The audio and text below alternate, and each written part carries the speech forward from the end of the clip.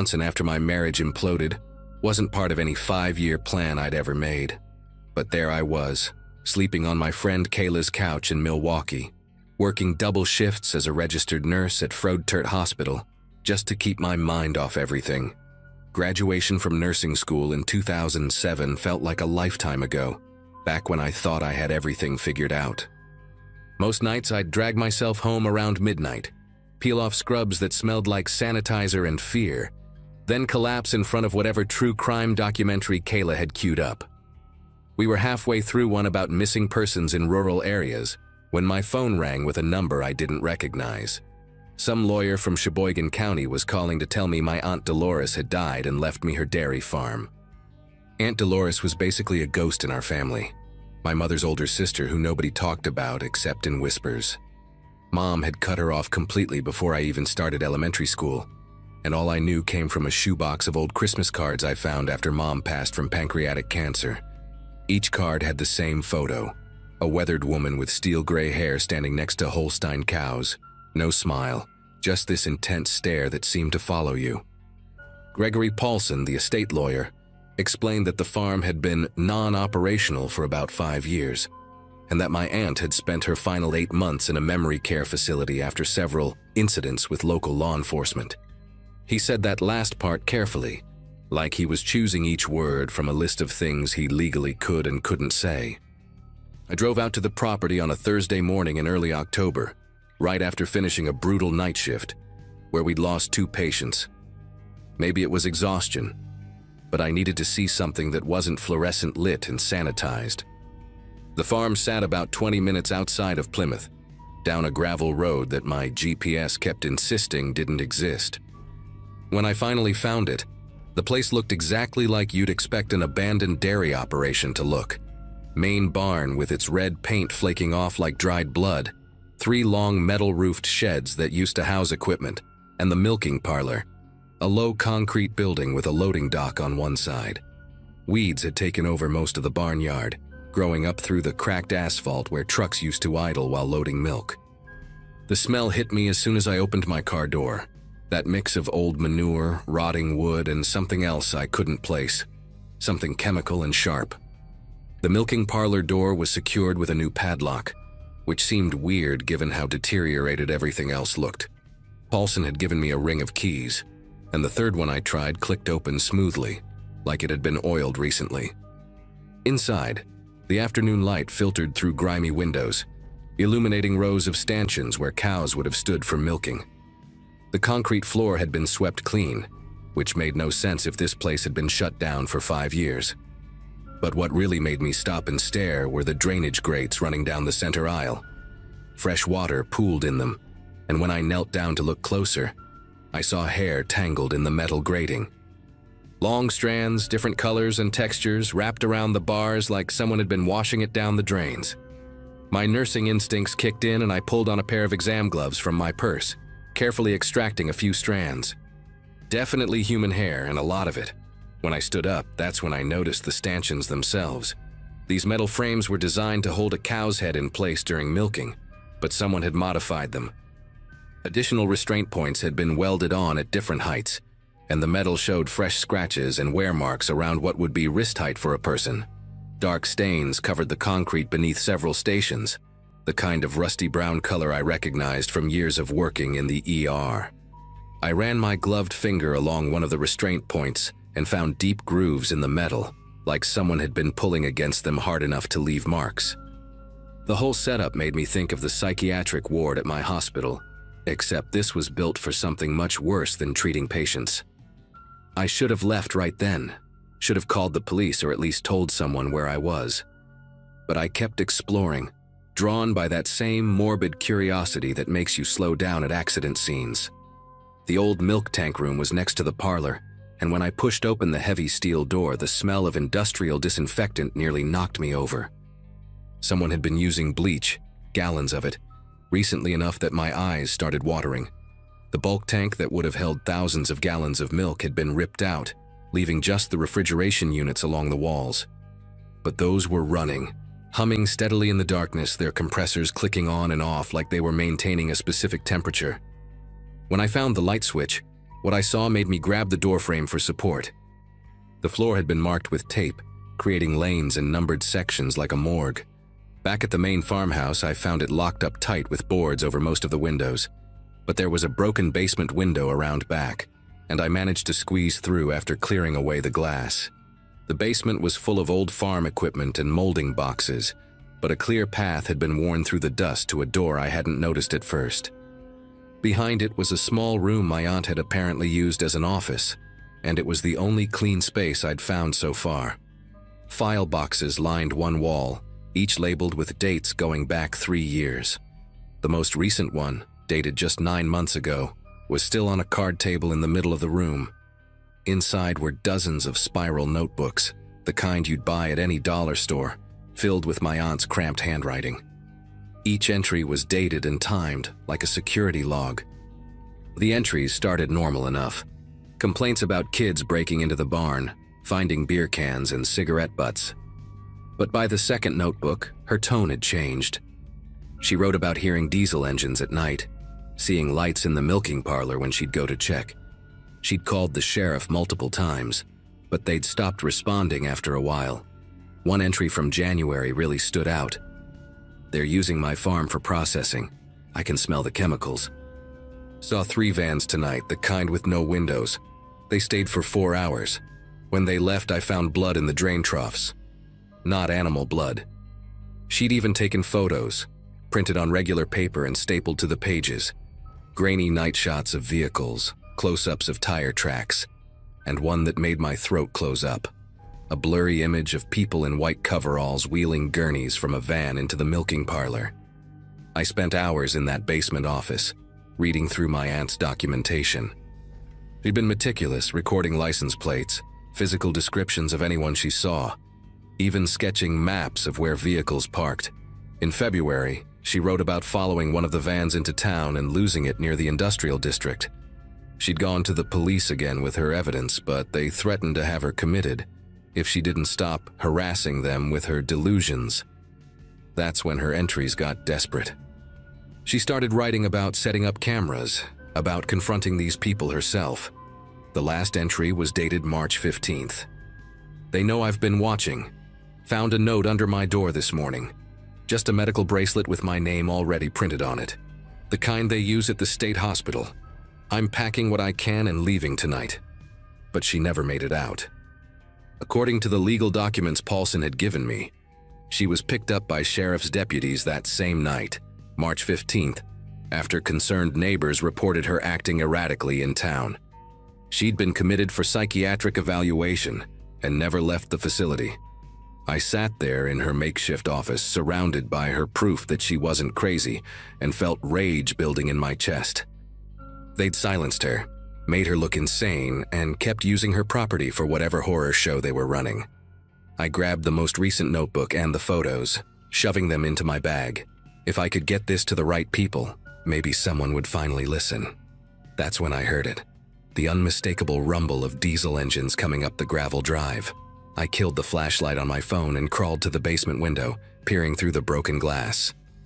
2 refrigerated trucks were backing up to the loading dock of the milking parlor, their reverse lights cutting through the dusk.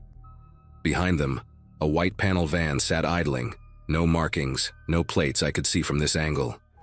4 people in white hazmat suits climbed out of the van, and one of them was carrying what looked like a medical cooler, the kind we use for organ transport. They moved with practiced efficiency, like they'd done this hundreds of times before. One of them punched a code into a keypad I hadn't even noticed on the loading dock door, and it rolled up smoothly. The interior lights blazed on, and for just a second I could see inside. Rows of stainless steel tables that definitely weren't there when I'd explored earlier. My car was parked right out front, visible to anyone who looked. They had to know someone was here. I tried to control my breathing, pressing myself against the cold basement wall, when I heard footsteps on the porch above me. The front door opened, which shouldn't have been possible since I'd left it locked. Whoever was up there knew their way around this house. I could hear them walking through the rooms, methodical, checking each one. The footsteps stopped directly above the basement door. I held my breath, gripping the notebook like it might protect me. and watched the doorknob at the top of the basement stairs slowly start to turn. That's when my phone, still in my hand from using the flashlight, lit up with an incoming call. Kayla's face filled the screen, and her ringtone echoed through the basement like an alarm. I fumbled to decline the call, but it was too late. The door flew open and heavy boots thundered down the stairs. I scrambled through the broken window, feeling glass tear through my palms, and ran harder than I ever have in my life. Behind me, someone shouted, and I heard more footsteps joining the chase. I made it to my car, keys already in my hand, and peeled out of there so fast the tires threw gravel against the barn. In my rearview mirror, I saw two figures in white hazmat suits standing in the driveway, not running, just watching. They knew they didn't need to chase me. As I hit the main road, my phone buzzed with a text from an unknown number. Just a photo of my hospital ID badge, the one I'd thought I'd lost last month, along with my current address at Kayla's apartment. I drove straight to the FBI field office in Milwaukee. The notebooks and photos spread across my passenger seat. They listened, took my evidence, and said they'd investigate. 2 weeks later, an agent called to tell me they'd found the farm completely cleaned out. No trace of anything I'd described. The refrigerated trucks, the modifications to the stanchions, even the tape markings on the floor, all gone. They suggested I might have misinterpreted what I'd seen, that grief and exhaustion can play tricks on the mind. But I know what I saw, and more importantly, I have my aunt's documentation to prove it. I've since moved 3 times, changed jobs twice, and I still get texts sometimes, always from different numbers, always just photos. My new apartment building, my new workplace, the coffee shop I go to every morning. They're letting me know they're watching, waiting for me to make the same mistake my aunt did. The difference is, I'm not going to the local police. I'm taking everything I have to every journalist, every true crime podcast, every investigative reporter who will listen. Someone somewhere will believe me, they have to.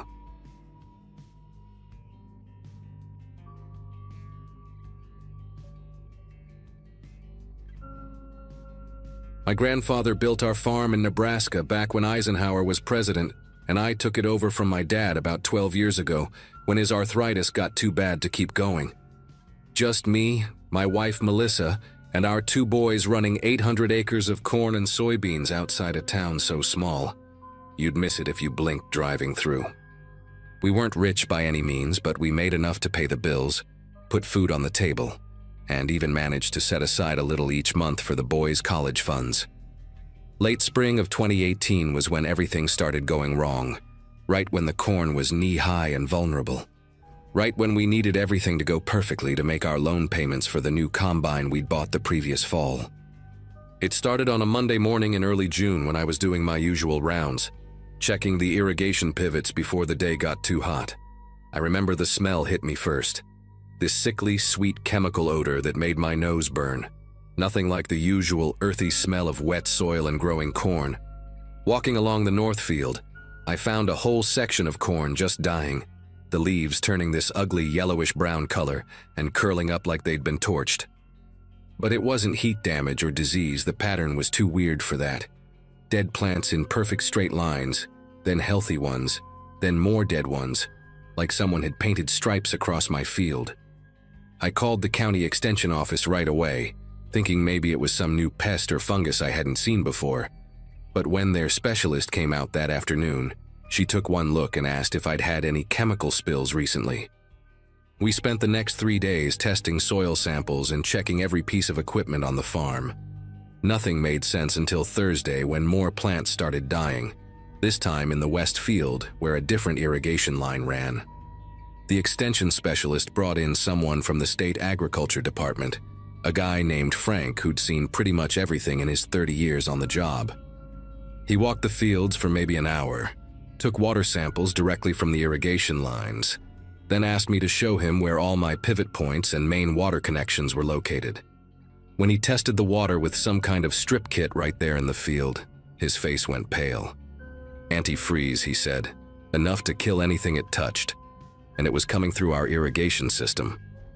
My first thought was equipment failure, maybe a cracked housing on one of the pivots leaking hydraulic fluid or coolant somehow backing up into the water lines. But Frank shut that down immediately, said the concentration was way too high and too consistent for an accident. Someone was putting it in there on purpose. We called the sheriff's department, and while we waited for them to arrive, I started walking my irrigation main lines, trying to figure out how someone could even access the system. That's when I found the first cap tampered with near the edge of our property where it borders the old Brennan place that got bought up by Midwest Agricultural Holdings 2 years back. The lock I'd put on it was cut clean through with bolt cutters, and there were fresh tire tracks in the mud leading from their access road. The sheriff's deputy who showed up was a young guy named Jason, who'd gone to school with my oldest boy. He took photos, made notes, but I could tell he was in over his head with something like this. He suggested I install some trail cameras, maybe hire private security, and said they'd increase patrols but couldn't watch the place 24/7.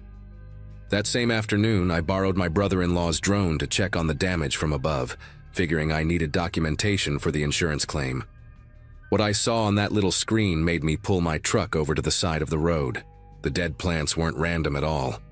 From above, they spelled out words across my fields. Sell now stretched across the North 40, and get out written in dying corn in the west field. I drove straight to town and bought 8 security cameras with night vision, the kind hunters use, and spent Friday setting them up at every access point I could think of. Melissa thought I was being paranoid, but she hadn't seen those words carved into our livelihood. That night I barely slept, checking the camera feeds on my phone every hour, walking the perimeter with a flashlight and my dad's old shotgun. Nothing happened Friday night or Saturday, but Sunday around 3 in the morning, one of the cameras triggered. The footage was grainy but clear enough to see a figure in dark clothes carrying what looked like a 5-gallon bucket, heading straight for one of our irrigation access points. They knew exactly where to go, no hesitation, no searching around. This person had been on my property before, knew our system inside and out. I called the sheriff's emergency line and waited in my truck near the access point, watching through binoculars, while dispatch said a unit was on the way. 20 minutes felt like hours, but the person was still there, hunched over the irrigation connection. When the patrol car's lights finally appeared on the county road, the figure took off running, leaving the bucket behind. They disappeared into a drainage culvert that ran under the road toward the Midwest Agricultural property. The deputy, same young Jason from before, collected the bucket, which still had about 2 gallons of antifreeze in it, but by the time backup arrived to search the area, whoever it was had vanished. Jason mentioned something interesting though. Said those old drainage tunnels connected half the farms in the county, built back in the 60s for flood control. Most farmers had sealed their ends years ago, but apparently not everyone. Monday morning, I decided to do my own investigating. I knew Midwest Agricultural had been after my land for 3 years, ever since they started buying up farms to create what they called a consolidated growing operation. They'd made me 4 offers, each one lower than the last after I kept refusing. I drove over to their office in town, a new glass and steel building that looked ridiculous next to the feed store and hardware shop. The receptionist said their property acquisition manager would be happy to see me, probably thinking I was finally ready to sell. While I waited in the lobby, I saw their employee board on the wall, those corporate photos with names and titles. 3rd row down, there he was, clear as day. Tommy Garrett, Field Operations Supervisor. The same Tommy Garrett I'd fired 8 months earlier after catching him stealing diesel and selling equipment parts on the side. Everything clicked into place right then. Tommy knew our irrigation system because he'd helped install the new lines 2 summers ago. He knew where we kept spare keys, which fields were most crucial for our mortgage payments. Even knew about those old drainage tunnels because his uncle had worked on the original installation back in the day. I left without meeting their manager, went straight to the sheriff's office with printouts of Tommy's employee photo and my old termination paperwork. They pulled the security footage I'd captured and ran it through some enhancement software. The build matched, the gait was right, even had the same slight limp Tommy got from a motorcycle accident years back. But the deputy said matching a body shape wasn't enough for an arrest. We needed something concrete. I spent the next 2 nights sleeping in my truck near different access points, waiting. Melissa begged me to let the police handle it, but they'd made it clear they didn't have the manpower for stakeouts. On Wednesday night, I got lucky, if you can call it that. Around 2 in the morning, I saw headlights turn off the main road onto an old service path that led to the drainage tunnel entrance. I recognized the truck immediately, a beat-up Ford Ranger with a cracked taillight that Tommy used to drive to work every day. I started recording with my phone and followed on foot, staying far enough back to avoid being spotted. He went straight to the tunnel entrance with a bucket and a funnel, bold as brass, like he owned the place. I got 5 minutes of clear video before calling 911 and requesting immediate assistance, saying I had the vandal on camera actively poisoning my irrigation system. They arrested Tommy right there in the tunnel with the antifreeze, the funnel still in his hand. During the booking, he cracked pretty quickly according to Jason, who called me the next morning with updates. Tommy admitted Midwest Agricultural's acquisition manager had approached him after seeing his name in the newspaper's court records from when I'd pressed charges for the theft. They offered him double what he'd been making with me, plus a bonus for every farmer who agreed to sell after crop failures. He gave up everything, the payment records, text messages from his supervisor, encouraging him to increase the pressure, even emails discussing which farms to target next. The state attorney general got involved after that, launching an investigation into Midwest Agricultural's practices across 3 counties. Turns out, we weren't the only farm experiencing mysterious problems right before receiving lowball offers. The legal case took almost a year to fully resolve, but Tommy got 18 months in prison for criminal damage to property and conspiracy charges. Midwest Agricultural settled out of court for enough to cover my losses plus extra. That let us pay off the combine and put new security systems across the entire property. They also lost their business license in the state after investigators found similar schemes in 2 other counties. The drainage tunnels got sealed properly by the county after my story made the local news, and other farmers started checking their old access points too. Some found evidence of tampering they'd never noticed before. My corn grew back strong the next season once we flushed the entire irrigation system twice and replaced all the contaminated soil. These days, I still check those cameras every night before bed, and I keep the shotgun closer than I used to. But at least now when my crops fail, I know it's just weather or bad luck, not someone trying to force me off land my family worked for 3 generations.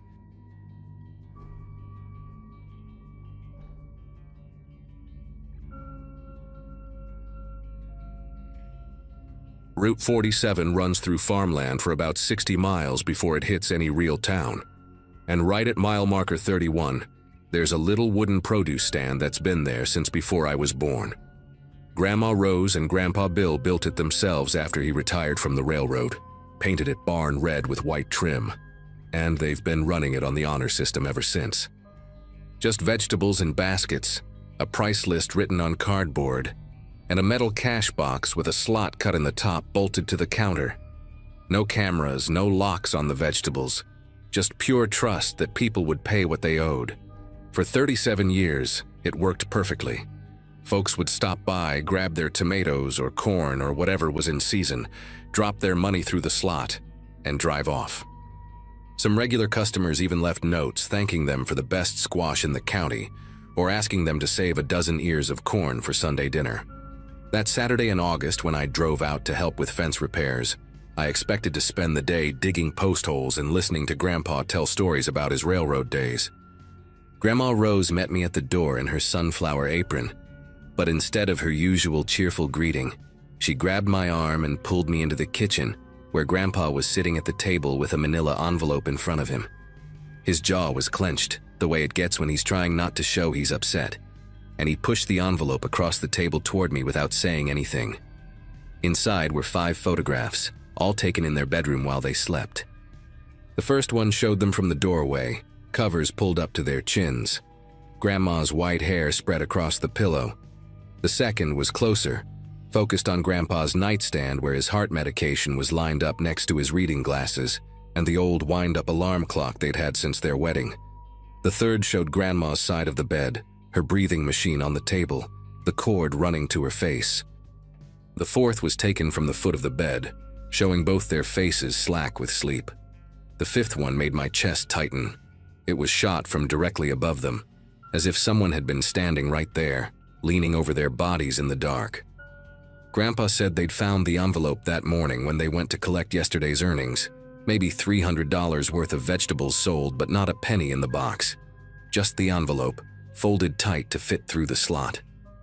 What scared me most was how recent the photos looked.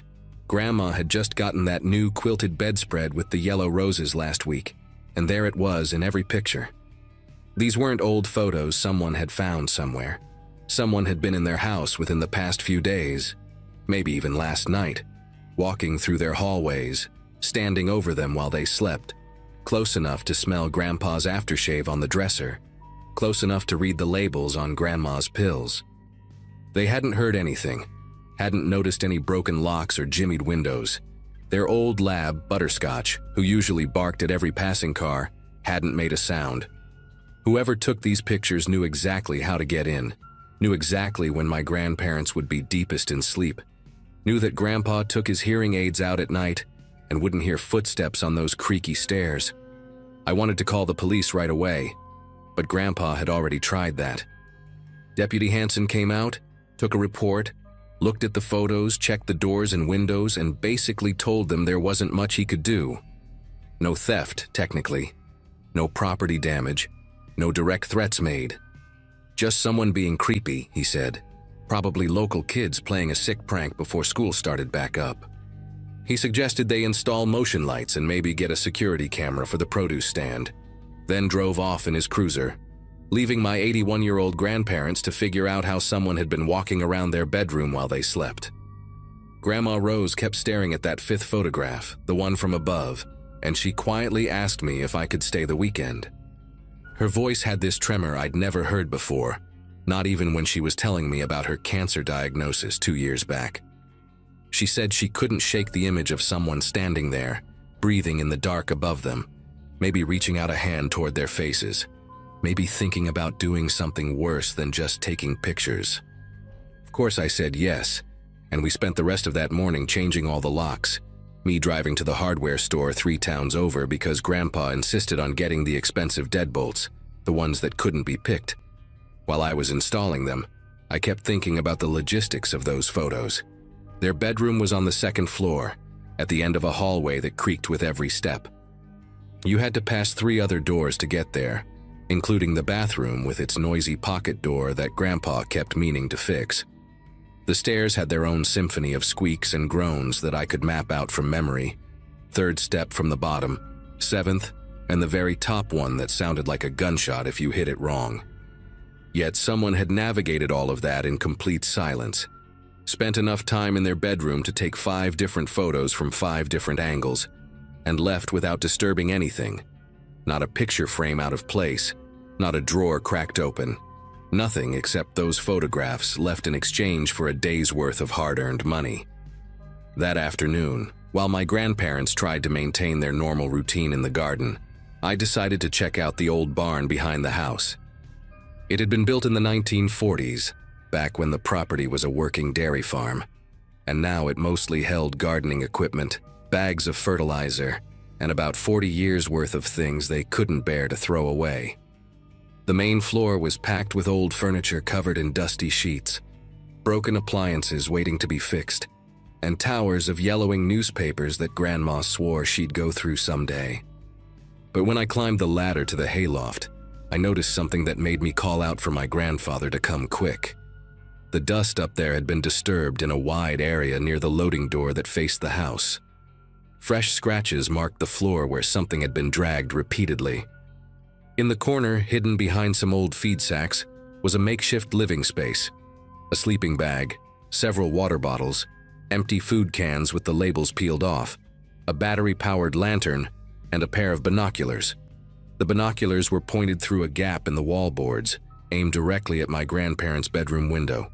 Grandpa Bill climbed up behind me, moving pretty fast for someone his age, and when he saw that setup, his whole face changed. He picked up something I hadn't noticed at first, a spiral notebook tucked under the sleeping bag, its pages wrinkled from humidity. He opened it with shaking fingers, and we both read the first page together. It was a schedule, written in neat block letters. 5:30 a.m., Bill gets up, bathroom, lets dog out. 5:45 a.m., Rose gets up, starts coffee. 6:15 a.m., both in garden until 7:30. 8 a.m., breakfast at kitchen table by window. 9 a.m., bill to produce stand. Rose does laundry Mondays and Fridays. It went on like that for pages, documenting their entire routine down to the minute, when they watched their evening news program, when they took their medications, when Butterscotch got his last walk of the night. There were notes in the margins, too. Bill's beta blocker makes him dizzy if he stands too fast. And Rose's breathing machine needs power. Check backup generator location. And dog sleeps in mudroom. Close interior door first. But it was the later pages that made Grandpa grab my arm hard enough to leave marks. The dates went back 3 weeks, and the entries got more detailed, more personal. Rose cried today looking at photo album. Daughter died young? Check cemetery records. Another one said, Bill's hands shaking worse. Parkinson's? Research medication interactions. There were sketches of the house layout, marking which floorboards creaked, which windows had broken latches that looked locked from outside but weren't, where the spare key was hidden under the fake rock by the cellar door. One page had a list of their medications with dosages, their doctors' names, their social security numbers somehow, their bank information copied from a statement that must have been in their mail. At the bottom of that page, circled 3 times in red pen, tonight, final documentation before next phase. The date next to it was today's date, Saturday, August 12th. We called Deputy Hanson again, and this time he actually seemed concerned. While we waited for him to arrive, Grandpa and I searched the rest of the barn, finding more evidence that someone had been living there for weeks. There was a camp stove hidden behind some lumber, more notebooks filled with observations about everyone who stopped at the produce stand, license plate numbers, physical descriptions, what they bought, how much money they left. One regular customer, a woman who bought tomatoes every Monday, had 3 pages dedicated to her: her approximate age, the wedding ring she wore, the medical scrubs that suggested she worked at the hospital 2 towns over, speculation about her shift schedule based on when she stopped by.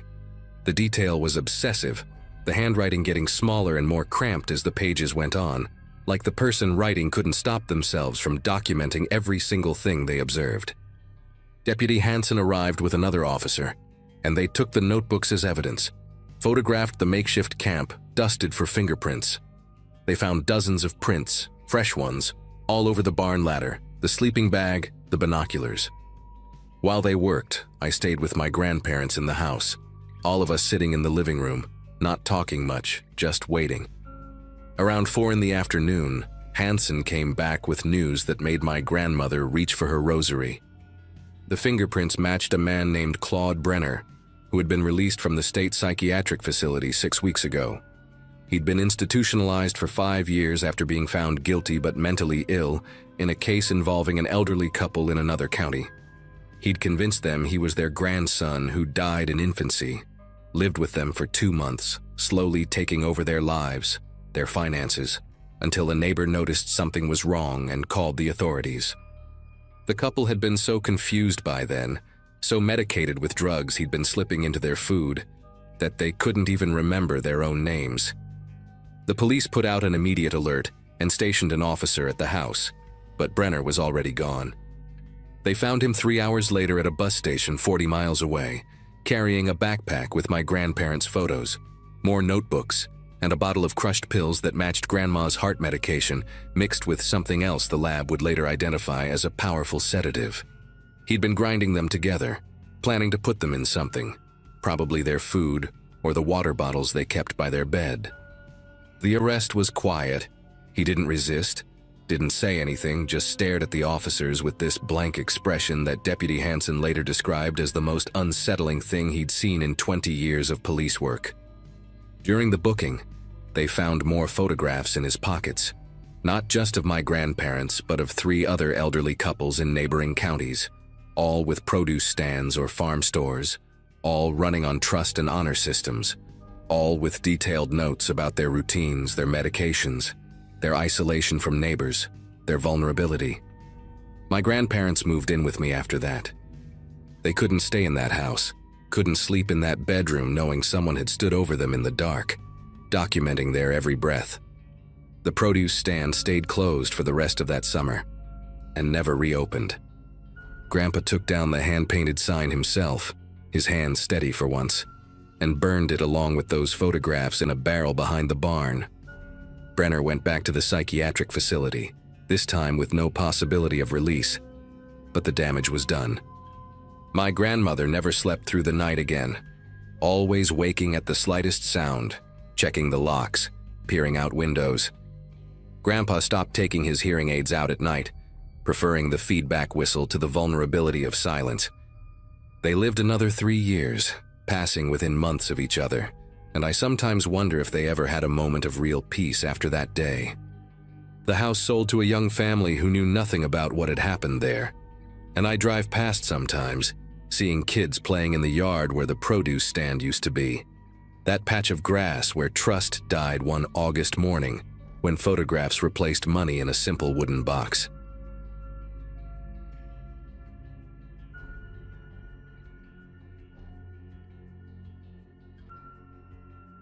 Most folks in Millbrook knew me as the kid who bagged groceries at Hannaford and helped old ladies carry their bags to their cars. 26 and still living in my childhood bedroom. But hey, at least I had a purpose now. 6 months into volunteer firefighting, and I finally felt like I belonged to something bigger than scanning barcodes and mopping floors. Captain Holbrook had taken me under his wing right from the start. Same man who used to give me $5 to rake leaves when I was 12. He taught me everything: how to read smoke patterns, how to vent a roof properly, how to stay calm when everyone else was losing their minds. Saturday nights were usually quiet in our town, population barely pushing 3,000, so when my pager went off at 11:43, I figured someone had left their stove on again. Rolling out of bed, I grabbed my gear from the hallway closet, where Mom always complained it made the whole house smell like smoke. Radio chatter was minimal, just dispatch calling out a structure fire at the old Jameson property on Deer Run Road. That farm had been sold 8 months ago to a couple from Boston, the Andersons, I think, who'd been renovating the place piece by piece. Nice people, always waved when they drove past, though some folks at the diner grumbled about city people driving up property taxes. I remembered them coming into the store a few weeks back, asking about those hikers who went missing last fall, said they were writing some kind of article for a travel blog. Strange thing to write about, but city people had different ideas about interesting topics, I guess. As I pulled on my boots, something nagged at me about that property, about how the previous owners, the Greenwalds, had left so suddenly last year, supposedly for a job opportunity in California, leaving half their furniture behind. My pickup struggled to start in the cold, engine turning over 3 times before finally catching. Deer Run Road was 15 minutes out, winding through pine forest and past the old quarry, where teenagers used to party before that girl drowned there in '98. No other volunteers had responded yet, according to dispatch, which wasn't unusual for a Saturday night when half the department was probably at Moose Lodge or already 3 beers deep at home. The scanner crackled with updates. Fully involved structure, barn not the main house, no injuries reported. Good. At least the Andersons were safe. But as I drove, I kept thinking about the other fires we'd had recently. The Nguyens' tool shed in September, that nice black family's gazebo, the Washingtons, just after Labor Day. All newcomers to town, all within their first year here, all ruled accidental by the state fire marshal. Captain Holbrook had handled the reports himself, said it was probably just coincidence, maybe faulty electrical work by the same cheap contractor. When I crested the hill before the property, orange light painted the sky like a wound against the darkness. The barn was fully engulfed, flames shooting 30 feet through the collapsed roof. But something was wrong with the scene. No other trucks, no flashing lights, just my headlights cutting through smoke that drifted across the gravel driveway. The Andersons' house sat dark about 200 yards away. No lights on, no cars in the driveway. Nobody standing outside watching their building burn. Protocol said to wait for backup, never go interior alone, but I could hear the structure groaning, beams cracking like gunshots in the heat. Around back, I noticed a stone foundation separate from the barn, an old root cellar, probably original to the property. The metal door was propped open with a rock, smoke lazily pooling out but no flames visible. If there was anything salvageable, any family heirlooms or equipment the Andersons had stored, it would be down there, and I had maybe 10 minutes before the whole structure came down on top of it. The cellar steps were carved limestone, worn smooth by a century of footsteps, and the temperature dropped 20 degrees as soon as I descended. My flashlight beam cut through the haze, revealing a space about 12 by 15 feet, stone walls sweating with moisture and heat from above. What I saw there made me stop breathing. The walls were lined with mason jars, dozens of them on wooden shelves, but they weren't filled with preserves or vegetables. Each jar contained personal effects: watches, rings, wallets, car keys with rental tags still attached. Polaroid camera sat on the middle shelf, next to stacks of photographs rubber-banded together. I pulled out one stack, and my light caught faces I recognized. The Greenwalds at what looked like a town meeting, circled in red marker. The Nguyens at the farmer's market, same red circle. The Washingtons at the 4th of July parade just 2 months ago. Every photo showed newcomers to town, all circled, all with dates written on the back in careful handwriting I knew too well. My legs went weak when I saw the far wall. Children's backpacks hung on hooks, names written on tags. Amy Greenwald, age 7, David Nguyen, age 9. Below them, a milk crate filled with toys still muddy from wherever they'd been buried. A pink bicycle helmet with unicorn stickers. A Nintendo Switch with property of Alex Washington etched on the back. These families hadn't moved away for new jobs or better schools. They never left Millbrook at all. In the corner, 3 blue tarps covered shapes I didn't want to identify. Flies buzzing despite the November cold. The smell hit me then, sweet and cloying, cutting through the smoke. I grabbed the Polaroid camera and as many photos as I could stuff into my jacket, knowing nobody would believe me without proof. That's when I heard the footsteps on the limestone stairs, slow and deliberate, and Captain Holbrook's voice calling down, asking if I'd found anything interesting. He filled the doorway, still in his civilian clothes, jeans and that old Carhartt jacket he wore to every town council meeting. In his right hand, a red gas can swung gently, the kind we kept at the station for the lawn equipment. His left hand stayed in his pocket, wrapped around something angular that pushed against the fabric. The smile on his face was the same one he'd worn when he taught me to tie bowline knots, when he'd pinned my badge on my uniform 6 months ago. But his eyes were empty, flat like a deer's eyes in headlights. He came down 3 more steps, blocking my only exit, and I could smell the gasoline on his clothes mixing with cologne his wife always bought him for Christmas. "You weren't supposed to be on shift tonight," he said, voice gentle like he was talking to a spooked horse. "Dispatch wasn't supposed to page anyone except me. Computer glitch, I guess." "Captain," I started, but my voice cracked like I was 13 again. He shook his head slowly, sadly, like I'd disappointed him by not cleaning the trucks properly. The gas can made a sloshing sound as he set it on the step beside him. "Your mother would be heartbroken," he said, and something about the way he used the conditional tense made my knees buckle. 43 years I've kept this town safe, kept it pure, kept outsiders from ruining what we built here. My father did it before me, his father before him. You think those families were innocent? They came here digging, investigating, trying to destroy our way of life. The Andersons were asking about the hikers, connecting dots that didn't need connecting. He pulled his hand from his pocket, and I saw the revolver, an old Smith & Wesson police special. "I trained you because I thought you understood loyalty. Small towns survive by taking care of their own, not by welcoming every stranger who wants to change us." The barn above us groaned, a beam crashing down somewhere, shaking dust from the cellar ceiling.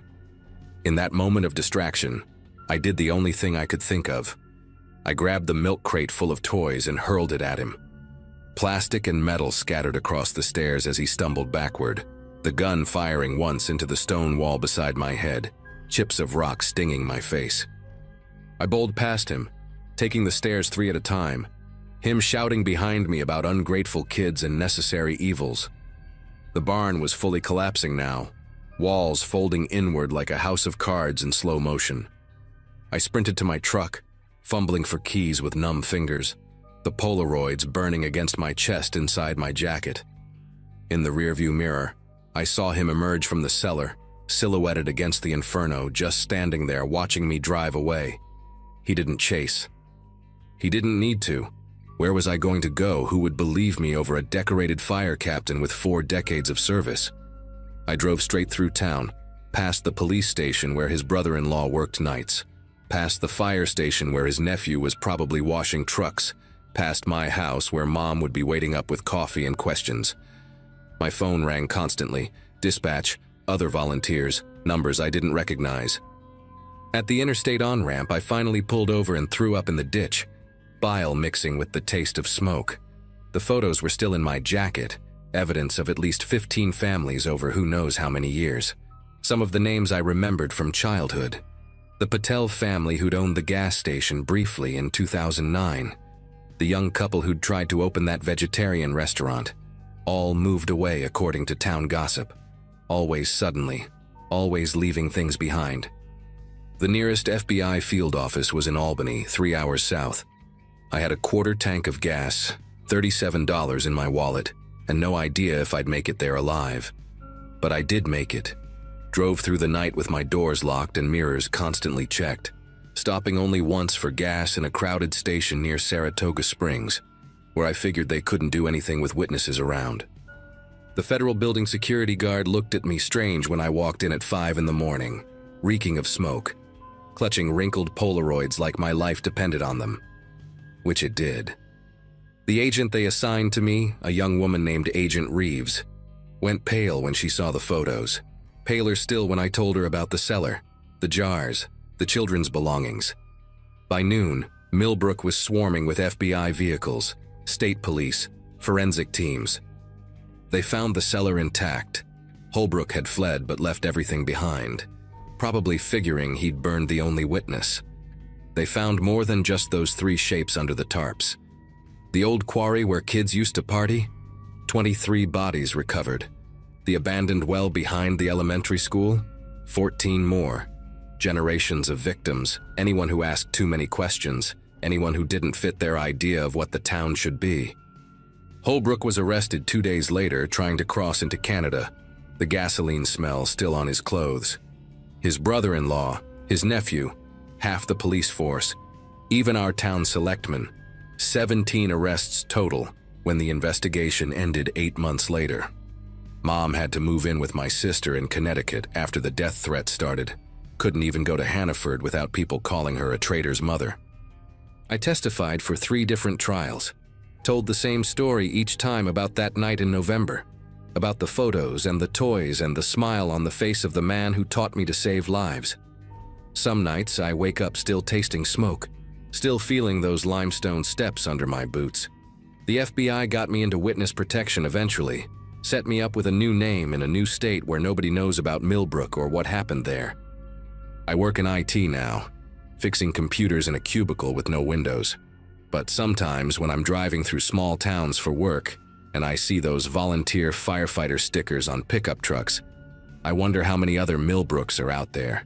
How many other Captain Holbrooks are training young kids to protect their communities, and what exactly they think that means.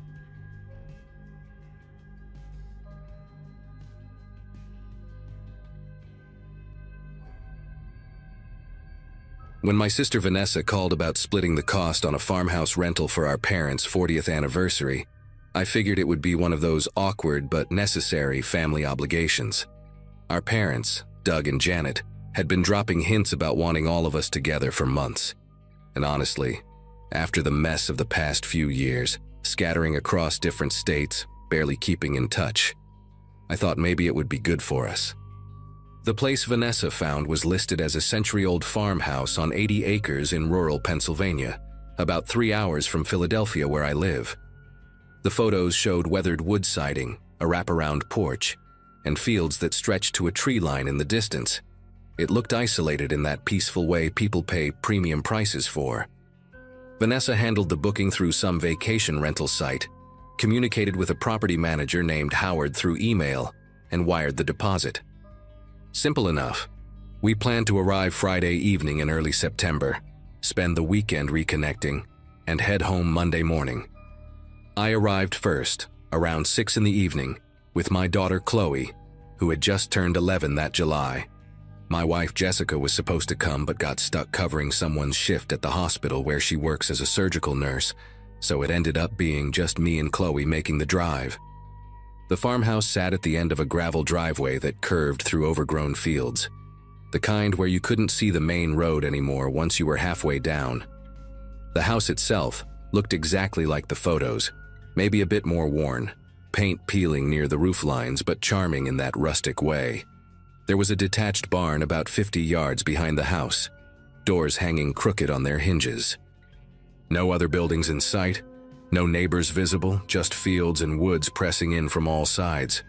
I grabbed our bags from the trunk while Chloe stretched her legs, complaining about the long drive.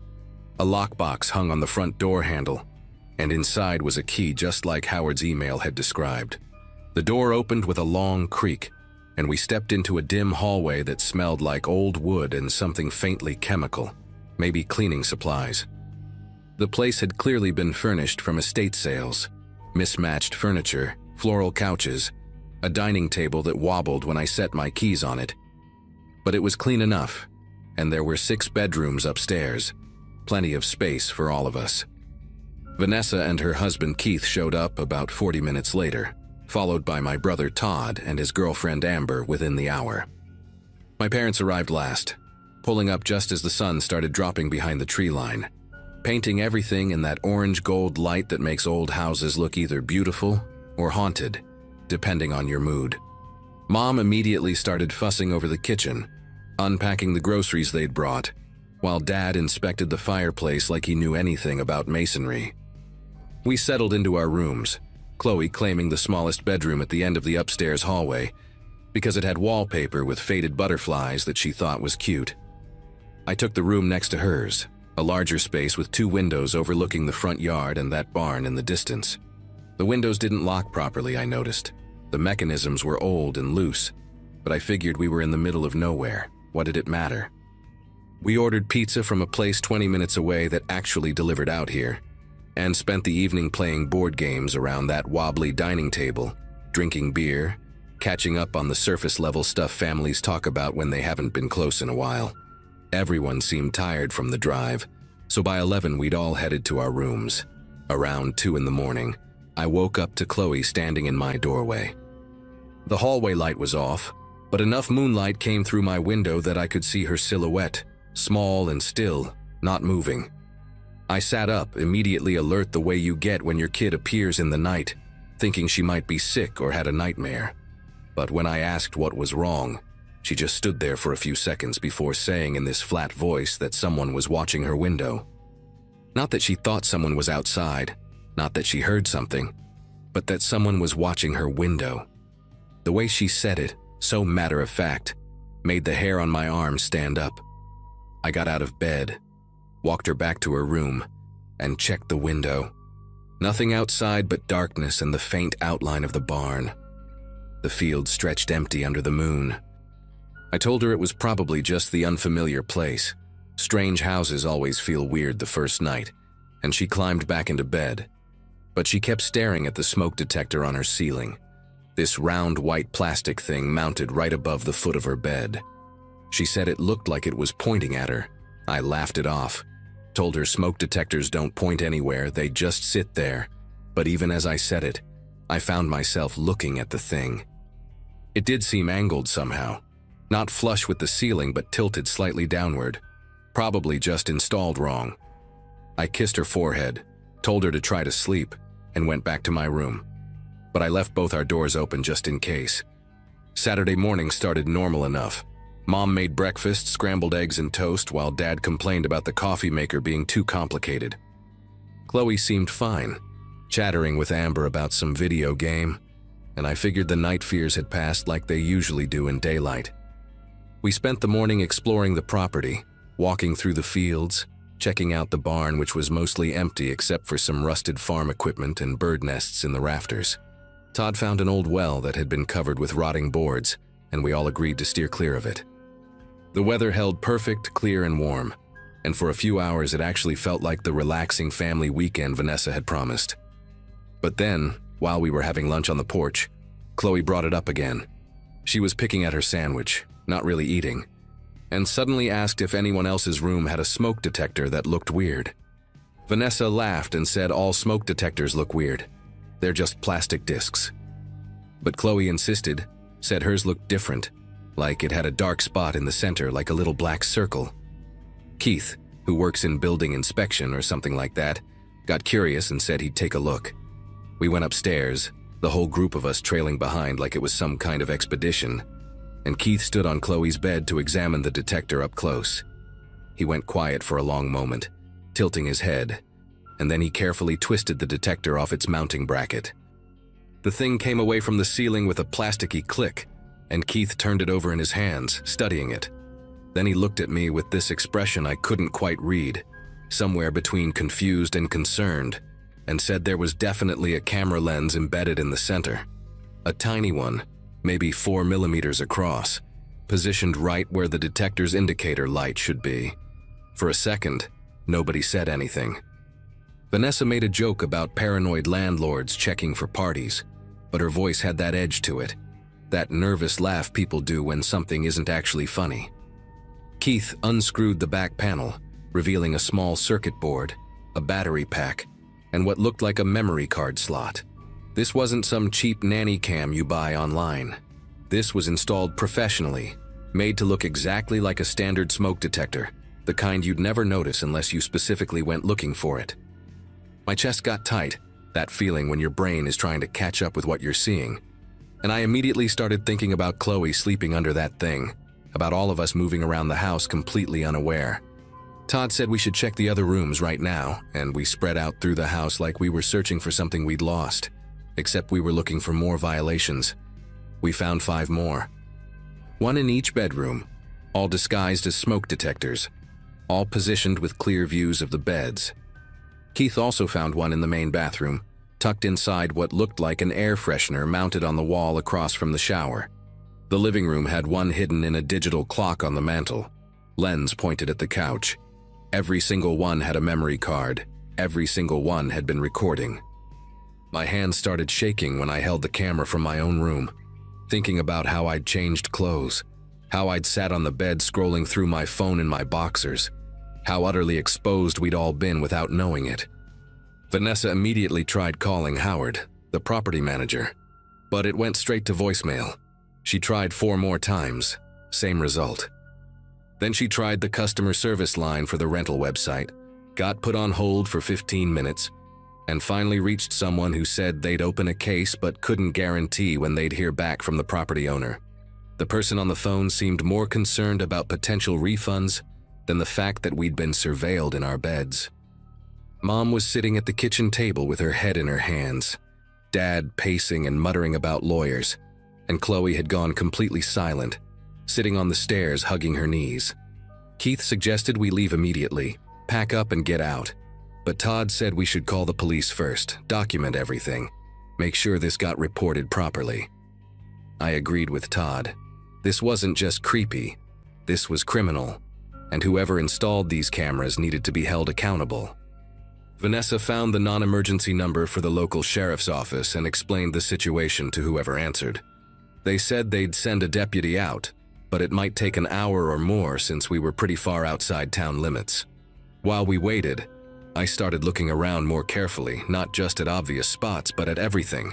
The vents, the light fixtures, the corners of rooms.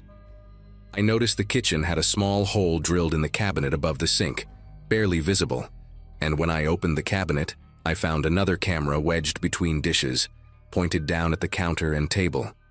This person, whoever they were, had spent time planning this, drilling, wiring, hiding these things in ways that looked completely natural. It wasn't some spur-of-the-moment pervert setup. This was methodical. I thought about how the listing photos had shown the house empty, no furniture, and realized all of this had probably been installed recently, specifically for renters. Keith lined up all 7 cameras we'd found on the dining table, and we just stared at them. These little pieces of plastic and circuitry that had stolen our privacy, our sense of safety.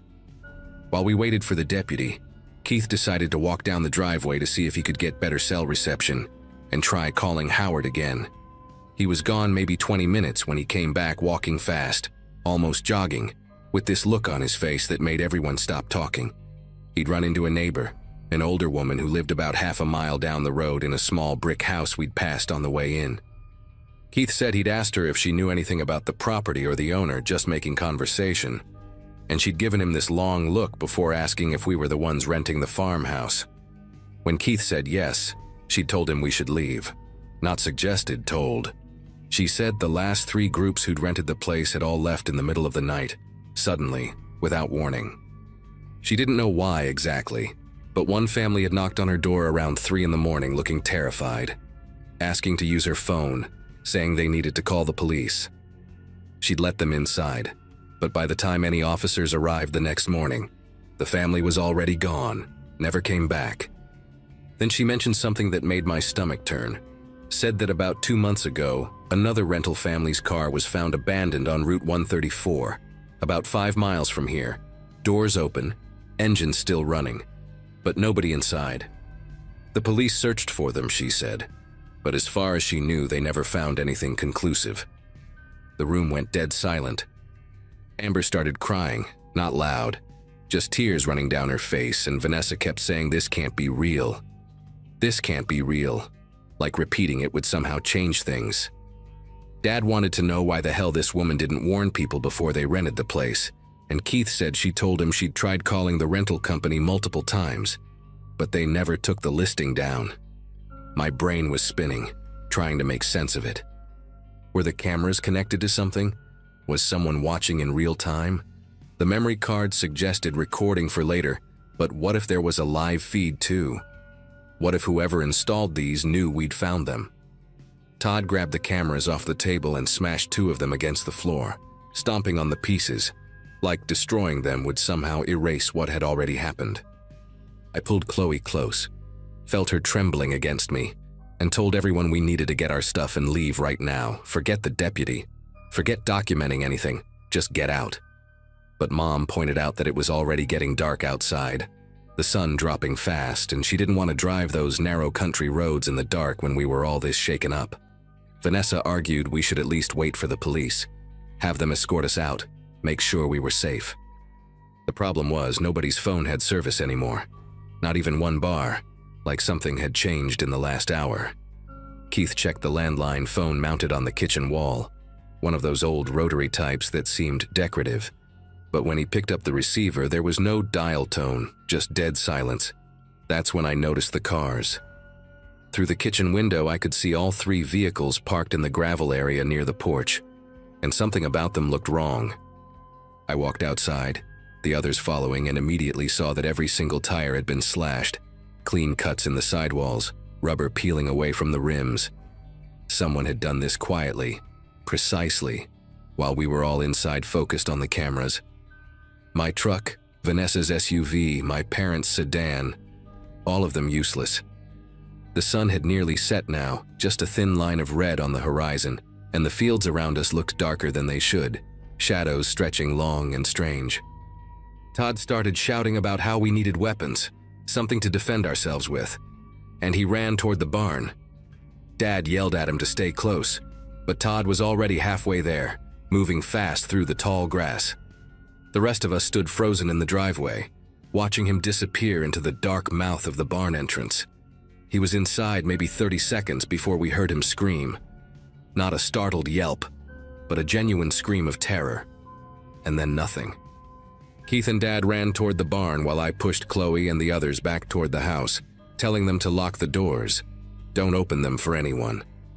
I followed Keith and Dad, my heart hammering so hard I could feel it in my throat. And when we reached the barn entrance, I grabbed a rusted piece of rebar from the ground, something solid in my hands. Inside, the barn was almost pitch black, just enough dying light coming through gaps in the walls to see shapes. We called Todd's name, heard nothing back, and then Keith's flashlight from his phone clicked on, beam cutting through the dark. Todd was sitting against the far wall, knees pulled up, staring at something on the ground in front of him. When we got closer, I saw what had made him scream. Bags, black plastic contractor bags, 5 of them, lined up against the wall, and one had split open, revealing clothes inside. A child's sneaker, a woman's purse, things that clearly belonged to people. The smell hit me then. Not death exactly, but something chemical and wrong, like bleach mixed with decay. These were belongings from the other renters, had to be, trophies or evidence or whatever sick thing this was. Todd was hyperventilating, saying we're going to die out here over and over, and Dad slapped him across the face, not hard, but enough to snap him back. We pulled Todd to his feet and got out of that barn, running back to the house where everyone was pressed against the windows watching us. Once inside, we locked every door, every window we could reach, pushed furniture against the entrances, and huddled in the living room with whatever makeshift weapons we'd grabbed. Kitchen knives, a fireplace poker, that piece of rebar I still hadn't let go of. Chloe wouldn't stop shaking, and Mom held her while whispering prayers I hadn't heard since I was a kid. We kept the lights off, didn't want to be visible, and waited in the dark, listening to every creak of the old house settling, every rustle of wind outside. Hours crawled by, felt like days, and nobody slept. Around midnight, we heard an engine in the distance, growing louder, and headlights swept across the windows. A vehicle pulled into the driveway, and through a gap in the curtains I saw it was a sheriff's cruiser, light bar dark, moving slowly toward the house. Relief hit me so hard I almost collapsed, and Dad was already moving toward the door when Keith grabbed his arm and said, "Wait." Something about the way the cruiser stopped, about 50 feet from the porch, engine idling but nobody getting out, made Keith hesitate. We watched for maybe 2 full minutes and the driver never emerged. Never called out, just sat there in the dark cab. Then the headlights cut out and the engine died, and we heard a car door open and close, but still nobody appeared. Keith whispered that real cops don't behave like that. They announce themselves, they use their radios, and my skin went cold understanding what he meant. Whoever was out there wanted us to come outside, wanted us to think we were being rescued, so we'd unlock the doors and make ourselves vulnerable. We stayed silent, barely breathing, and after what felt like forever, we heard footsteps crunching on gravel, slow and deliberate, circling the house. They stopped at each window, each door, testing, checking, and when they reached the back door, the knob rattled violently like someone was trying to force it. Amber started crying again, louder this time, and Vanessa clamped a hand over her mouth to muffle the sound. The rattling stopped. Then we heard boots on the porch steps, heavy and unhurried, and I realized whoever this was knew we were trapped, knew we had nowhere to go and was taking their time. Dad whispered that we should rush whoever it was, all of us together, overpower them and take the cruiser. But before anyone could respond, we heard another engine. This one different, rougher, and more headlights flooded the driveway. A pickup truck pulled up fast, real police lights flashing, and a woman's voice shouted through a megaphone identifying herself as Deputy Carver, asking if anyone was inside the residence. The footsteps on the porch ran fast toward the tree line, and I heard the fake cruiser's engine roar to life and tear out of the driveway in the opposite direction. We unlocked the door, stumbled outside, and I've never been so grateful to see another human being in my life. Deputy Carver had actually been trying to reach us for hours after receiving our call, but kept getting sent to the wrong address by her GPS until she finally asked at a gas station and the clerk recognized the property description. She called for backup immediately when she saw our slashed tires and heard what had happened, and within 40 minutes the driveway was full of police vehicles, real ones this time, with more deputies and 2 state troopers. They searched the barn, photographed everything, bagged the evidence, and found the fake cruiser abandoned 3 miles down a service road, stolen from an impound lot 2 counties over. The property manager, Howard, turned out to be a fabricated identity, emails routed through proxy servers, payment processed through a shell account that led nowhere.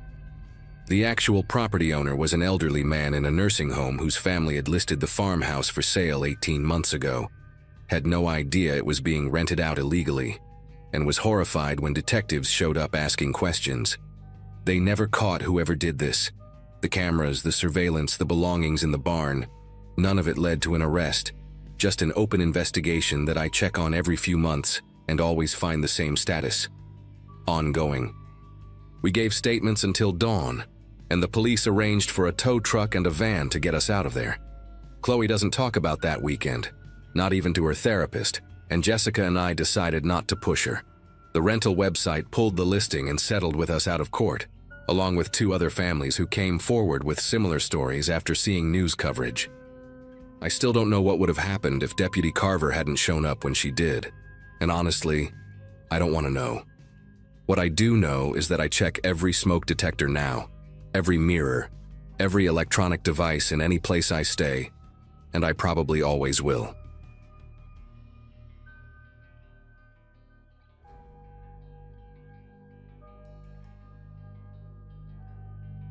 Uncle Vincent called me on a Friday morning in July 2016, asking if I wanted to make $50 helping him check his trail cameras before deer season prep started. I'd just finished my junior year of high school the month before, and spending my 17th summer broke didn't sound appealing, so I jumped at it. Vincent owned about 40 acres of mixed woodland and clearings about 2 miles from our house, land that had been in our family since my grandfather bought it in the 60s. The property bordered state forest on 2 sides, which made it prime for deer movement, and Vincent was meticulous about his hunting prep. He had 8 trail cameras set up at various points, motion-activated things that snapped photos whenever something passed by. Usually it was just deer, sometimes a coyote or a bear. That morning, the sky had that hazy quality that promised heat later, and I remember thinking it'd be nice to be in the woods before it got too miserable. Living out in the country, you get used to being far from everything. But the distance works both ways. Nobody can hear you scream, sure, but you also can't hear someone watching you from the tree line. We took Vincent's truck down the old logging road that cut through his property, bouncing over ruts and exposed roots until we reached the clearing where he usually parked. The plan was simple: hike the perimeter, check each camera, swap out the SD cards, and be done before lunch. Vincent brought his retriever, Copper, a 7-year-old dog who knew these woods better than most people knew their own neighborhoods. Our family's dog, Bailey, had vanished exactly 8 days earlier. She was a scruffy terrier mix, 11 years old, and she'd been sleeping on my bed since I was in 1st grade.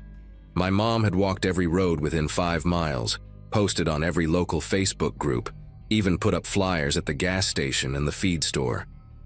We'd resigned ourselves to thinking maybe a coyote got her, or she'd just wandered off to die somewhere quiet, the way old dogs sometimes do. Vincent knew how torn up I was about it. He didn't mention Bailey once that morning, which I appreciated. We made small talk about nothing as we started the first trail, Copper ranging ahead of us, nose down, tail wagging. The first 3 cameras were uneventful. Hundreds of photos of deer at dawn and dusk, a few raccoons, one blurry shot of what might have been a bobcat. Vincent seemed pleased. The 4th camera was mounted near an old hunting stand that nobody had used in years, a wooden platform about 12 feet up in an oak tree, accessible by boards nailed into the trunk as a makeshift ladder. When Vincent pulled the SD card and started scrolling through the photos on his phone, his face changed. Not dramatically, just this subtle shift where his jaw tightened and his eyes narrowed. He didn't say anything at first, just kept swiping, faster and faster. Then he handed me the phone without a word.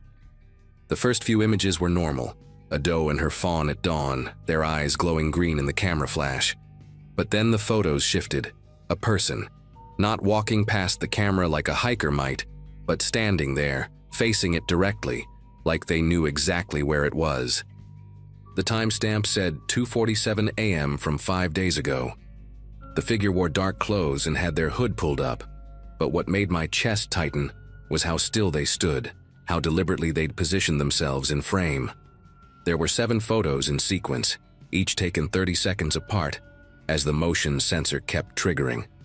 In each one, the person was in a slightly different pose, moving closer to the camera, until the final image showed just their torso, the lens aimed at their chest. Like they were studying it. Vincent took the phone back and zoomed in on one of the shots.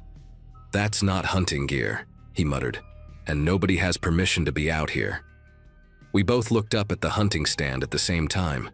It was one of those permanent structures built decades ago with weathered plywood and 2x4s, the kind that accumulates leaves and bird nests over the years. From where we stood, it looked abandoned like always, but Copper had stopped ranging. The dog sat at the base of the oak tree, staring straight up at the platform, a low whine building in his throat. Vincent called his name twice, but Copper wouldn't move, wouldn't look away. That's when I noticed something I'd missed before. The ladder boards, the ones nailed to the tree trunk, they weren't covered in the same layer of grime and moss as the rest. The wood was cleaner, worn smooth in places like someone had been climbing up and down regularly. Vincent saw it too. He pulled a flashlight from his pack even though it was broad daylight and aimed it up at the platform. We couldn't see much from below, just the underside of the plywood floor, but there was definitely something up there. Not leaves or debris, but shapes. Rectangular shapes that looked like they'd been arranged deliberately. My uncle's a big guy, former Marine, not easily rattled, but his hand was shaking enough that the flashlight beam bounced against the tree bark. He looked at me, then back up at the stand. "Stay here," he said, which we both knew I wasn't going to do. Vincent went up first, testing each board before putting his full weight on it. I stood at the base with Copper, who'd gone completely silent now, just staring upward with his ears pinned back. When Vincent's head cleared the platform, he stopped climbing. Just stopped, frozen on the ladder with his upper body visible above the floor level. The silence stretched out long enough that I called up to him, asking if he was okay. He didn't answer right away. When he finally spoke, his voice sounded hollow, like someone had scooped something essential out of it. "Come up here," he said, "but go slow." I climbed up behind him, my hands gripping the boards that someone else had been gripping, maybe hours ago, maybe days. When I pulled myself onto the platform, the smell hit me first. Not rot exactly, but something organic and wrong, like turned earth mixed with mildew and something sharper I couldn't identify. The hunting stand was maybe 6 feet by 6 feet, with low walls on 3 sides, and the 4th open to the tree. Someone had been living here, not camping, living. There was a sleeping bag rolled up in the corner, the fabric still holding body warmth when Vincent touched it. A Coleman lantern, gallon jugs of water, 3 of them, partially full. Plastic bin with food wrappers, granola bar boxes, beef jerky packages. But that wasn't the worst part. The worst part was the walls. Every square inch of the interior plywood was covered in photographs. Not random pictures, not magazine clippings. Photos of my family, of my house. There was my mom getting the mail, wearing the same blue cardigan she'd worn all week because the mornings had been chilly. There was my dad mowing the lawn, his bald spot catching the sun. There was me, walking to the end of our driveway to catch the school bus, my backpack slung over one shoulder. The photos were printed on regular computer paper, some in color, some in black and white, and they were taped up with such precision that they overlapped like shingles, creating this collage that covered every available surface. Vincent started tearing them down, and that's when I saw the dates written in the margins. The most recent one was from yesterday morning.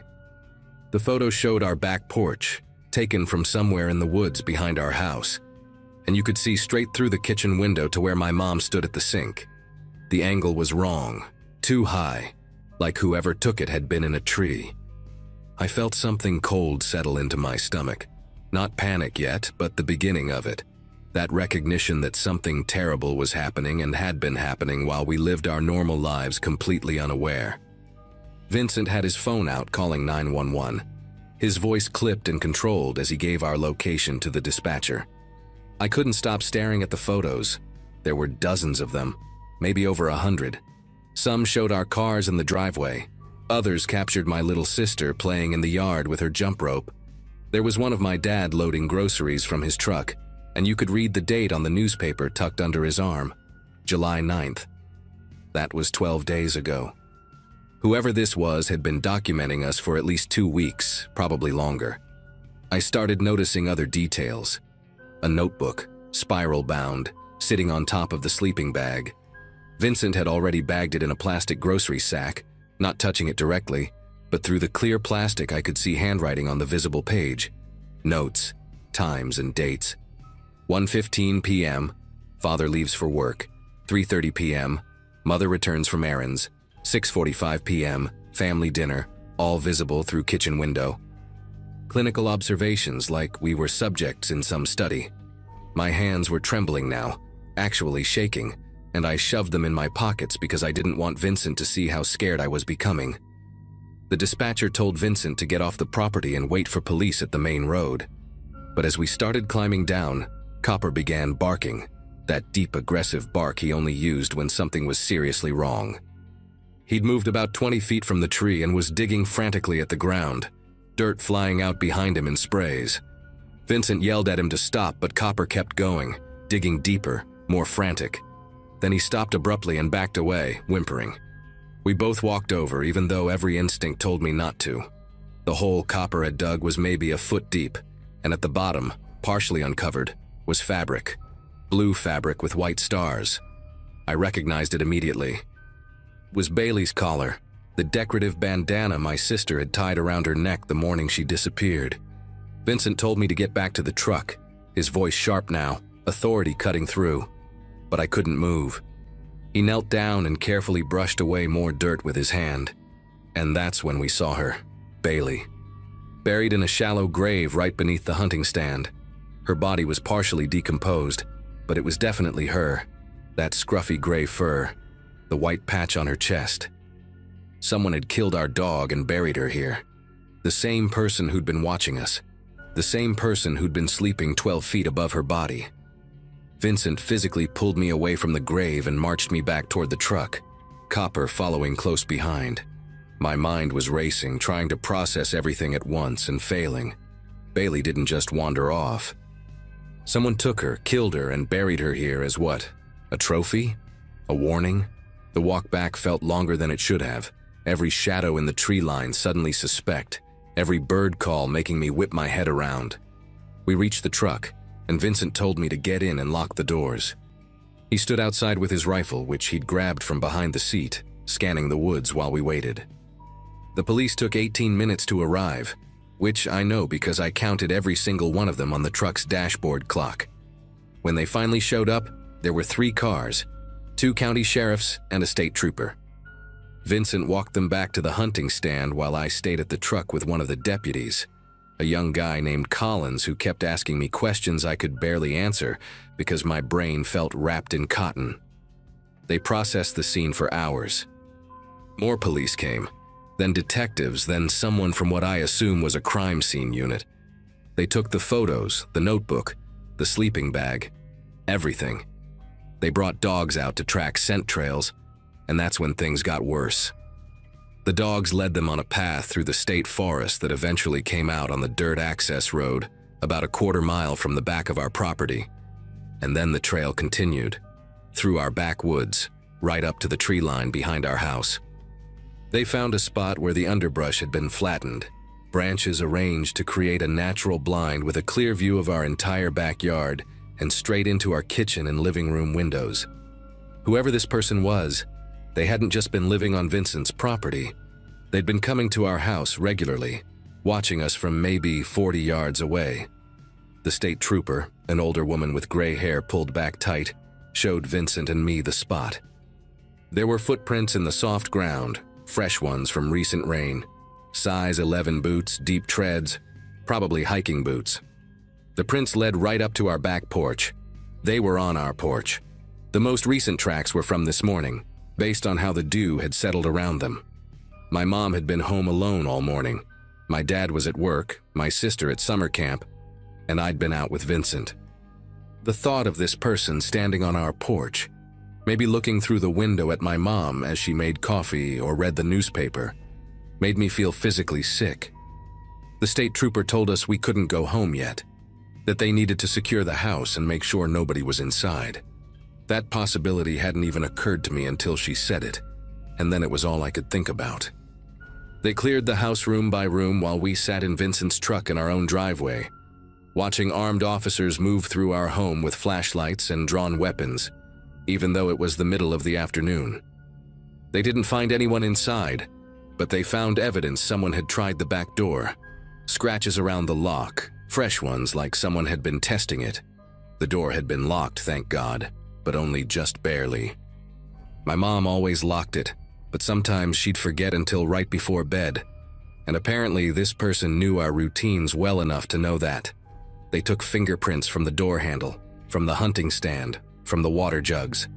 They put out an alert to surrounding counties and started going through recent reports of suspicious activity or prowlers. The detective in charge, a tired-looking man in his 50s who introduced himself as Lieutenant Owens, told us the stalking appeared to have been going on for at least 3 weeks, based on the photo timestamps, possibly longer.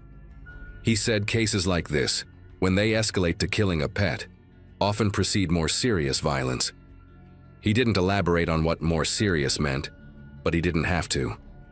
We couldn't stay in the house that night. The police arranged for a patrol car to park in our driveway, and we packed bags and stayed at my aunt's place in town. My sister cried when we told her about Bailey, and my mom just sat on the couch staring at nothing, processing the fact that someone had been watching us for weeks. My dad spent the entire evening on the phone with a security company, arranging for cameras and a monitoring system to be installed the next day. I didn't sleep at all that night. Every time I closed my eyes, I saw those photos on the wall, that meticulous documentation of our lives, and wondered what this person had been planning to do next. They caught him 4 days later. A hiker called in a suspicious man matching the description near a trailhead about 15 miles away, and when police responded, he ran. They found him hiding in a drainage culvert with a backpack containing more photos, not just of my family but of 2 other families in the area. One was a couple who lived alone on a farm about 6 miles from us. The other was a single mother with 2 kids. He'd been watching all of us, rotating between properties, building these profiles like he was shopping. His name was Eugene Pritchard, 43 years old, with a history of stalking charges in 2 other states. He'd been living rough in the state forest for almost 2 months, moving between campsites, and had fixated on our family because, according to what the detective told us later, we seemed happy and unaware. That phrase stuck with me, happy and unaware. Like our normal life was what attracted him, made us targets. The fingerprints matched, the boot prints matched, and when they searched his campsite, they found a hunting knife with animal blood on it. Bailey's blood, the lab confirmed. He'd also been documenting entry points to our house in that notebook, which windows had locks that looked weak, what times the house was empty. The prosecutor told my parents he'd likely been in the planning stages of a home invasion. Pritchard pleaded guilty to stalking, animal cruelty, criminal trespass, and attempted burglary. He got 11 years, which seemed both like a lot and not nearly enough. We sold that house 6 months later. My parents couldn't stand living there anymore. Couldn't stop imagining him in those trees watching us every time they looked at the backyard. We moved to a subdivision in town where the houses are close together and there aren't any woods nearby. My sister needed therapy for a year afterward, nightmares about someone watching her through her window. I still think about it sometimes, especially when I'm in unfamiliar places. That feeling of being observed without knowing it, of someone learning your patterns, your routines, the rhythm of your life. The hunting stand is gone now. Vincent tore it down himself the week after they arrested Pritchard, burned every piece of wood. But I've never been able to go back to those woods, even though they're family property. Some places get ruined by what happens in them, and that 40 acres will always be where I learned that privacy is an illusion, and that monsters don't need to be supernatural to be real. They just need patience, a camera, and the knowledge that most people never look twice at the tree line behind their house.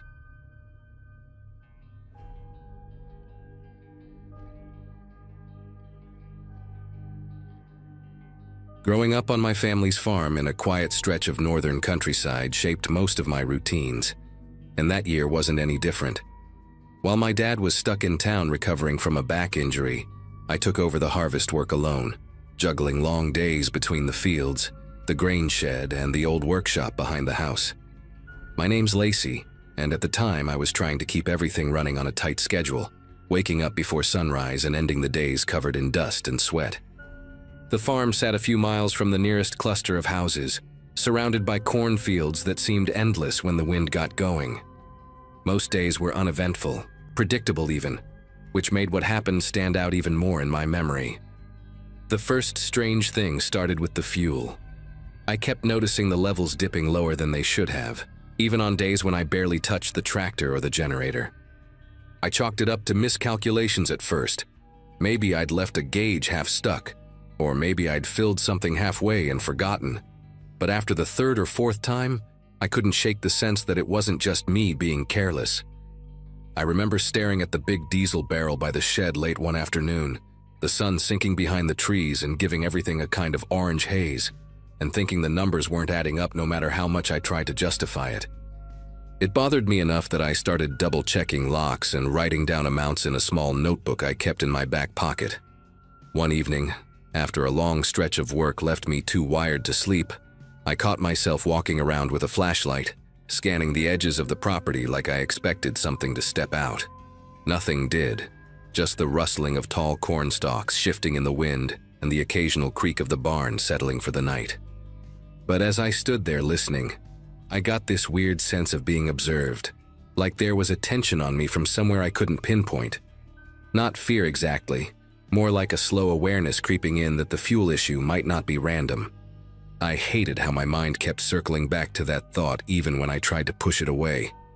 The next morning I decided to put up a small hidden camera. It wasn't anything high-tech, just a compact motion-activated one I'd used once to keep raccoons out of the feed bins. But I tucked it into a gap between boards on the side of the shed, where it had a clear view of the fuel area. I didn't tell anyone about it, not even my dad on the phone, because I didn't want him worrying or driving out before he was healed. For 2 days, the camera caught nothing but shadows and moths drifting past the lens. Then, on the third night, when I sat down after dinner and checked the footage on my laptop, I felt my chest tighten in a way I'd never experienced before. 3 men, 3 different men, walked straight into the camera's view, all wearing dark jackets, moving like they knew exactly where they were going, and exactly when no one would see them. Seeing those men on the screen felt unreal at first, like I'd stumbled into footage from someplace else by mistake. They didn't look lost or curious. They moved with this quiet confidence, checking the fuel barrel, glancing toward the house, and then walking back toward the cornfield in a single-file line. One of them, tall, broad shoulders, a messy beard, paused a little longer than the others, turning his head just enough that I saw the reflection of the camera's faint infrared glow in his eyes. He didn't step closer or do anything dramatic, but the way he kept still for those few seconds made my pulse thud in my ears. It wasn't a look of surprise. It was like he was waiting. I replayed that clip over and over, each time hoping I'd misread something, but every detail pointed to the same conclusion. They'd been coming onto the property long before I noticed the fuel issue. The timestamps showed them slipping in roughly the same time each night, always from the far edge of the field where the corn grew thickest. Nothing about their movements looked rushed. They weren't trying to grab supplies and bolt. They were studying the place. Studying me, honestly. I sat there at the kitchen table with the laptop open, listening to the old refrigerator buzz, and tried to steady my breathing enough to think straight. My first instinct was to call someone, anyone. But the nearest neighbor lived too far down the road, and the spotty cell service around the property made calls drop unless I stood near the kitchen window. Part of me didn't want to risk stepping outside at all. I knew I couldn't stay there alone, not after seeing their faces so clearly. So I grabbed my keys and decided I'd drive into town to the small sheriff's outpost near the feed store. The sky outside had already gone dark, and the wind carried that sharp, dry smell that comes just before a storm. I remember walking toward the truck, feeling small under the wide-open night, telling myself over and over that once I reached the main road, I'd be fine. But the moment I pressed the brake pedal, it sank straight to the floor with no resistance. I tried again, slower this time, and the result didn't change. A cold rush of realization crawled through me as I popped the hood and saw the line dangling like a snapped vein. Someone had cut it cleanly, leaving no question about their intentions. Before I could even process what that meant, I caught a cluster of lights flicker between the rows of corn, small beams weaving toward me, growing brighter with every second. 3 of them. They moved with the same slow certainty I'd seen on the camera footage, like they weren't in any hurry because they already knew exactly where I was. Instinct kicked in harder than logic at that point, and I sprinted back toward the house without even checking if they'd seen me. The ground felt uneven under my boots, every step slamming into the dirt louder than I wanted, but the only thing in my mind was getting behind a locked door. Once inside, I bolted the front entrance, dragged a chair against it, and snapped off every light I could reach. The house sank into this heavy kind of darkness where every noise suddenly had weight. The ticking of the hallway clock, the faint hum of wiring in the walls, even the shifting of wood as the temperature dipped. I crouched near the window but kept low enough that no one outside could spot me. From that angle, I could see beams of light drifting along the edge of the field, like they were feeling their way closer. I grabbed the old cordless phone I kept for emergencies, hoping the landline would carry a signal even if my cell couldn't. When the dial tone actually came through, relief punched through me so fast I had to steady myself against the counter. I called the sheriff's outpost, stumbling through the details. Fuel theft, trespassers, brake line cut, lights approaching the house. The dispatcher didn't waste time with questions. She told me to stay inside, stay quiet, and that a unit was already on its way from town. I wanted to believe that help was close, but the minutes stretched out painfully long. Every so often, the men's flashlights swung across the yard, pausing near the truck, then sweeping toward the barn, then drifting back to the field like they were circling, narrowing down where I must have gone. At some point, the lights disappeared entirely, which somehow made things even worse. I sat there in the dim glow of the kitchen nightlight, listening so hard that my ears almost buzzed. A strange stillness settled over the property, thick enough that even the crickets had quieted down. I kept picturing those men standing motionless between the corn rows, waiting for the perfect moment to approach the house again. When headlights finally broke through the trees at the end of the long driveway, I didn't move at first. I thought it was another trick, another way to draw me out. But the flash of blue and white that followed made my shoulders finally loosen. 2 deputies stepped out, announced themselves, and swept the property with spotlights while I stayed inside as instructed. What sticks with me even now is how little they found. No footprints in the dirt near the house, no cut path in the corn where I'd seen the flashlights weaving. The only evidence left behind was the severed brake line and a few partial impressions near the fuel barrel that didn't match any boots I owned. The deputies told me they'd patrol the area for the next few nights, suggested I stay with a relative in town until things calmed down, and promised to check the fields again in daylight. I followed their advice and didn't return until nearly a week later. Nothing else ever happened after that. No more missing fuel, no strange lights, no signs of those men anywhere. Sometimes I wonder if they realized I'd seen them and backed off, or if something interrupted whatever they'd been planning. I still don't have answers, but every harvest season since then, I make sure to keep the doors locked, the cameras running, and a working truck parked by the road just in case.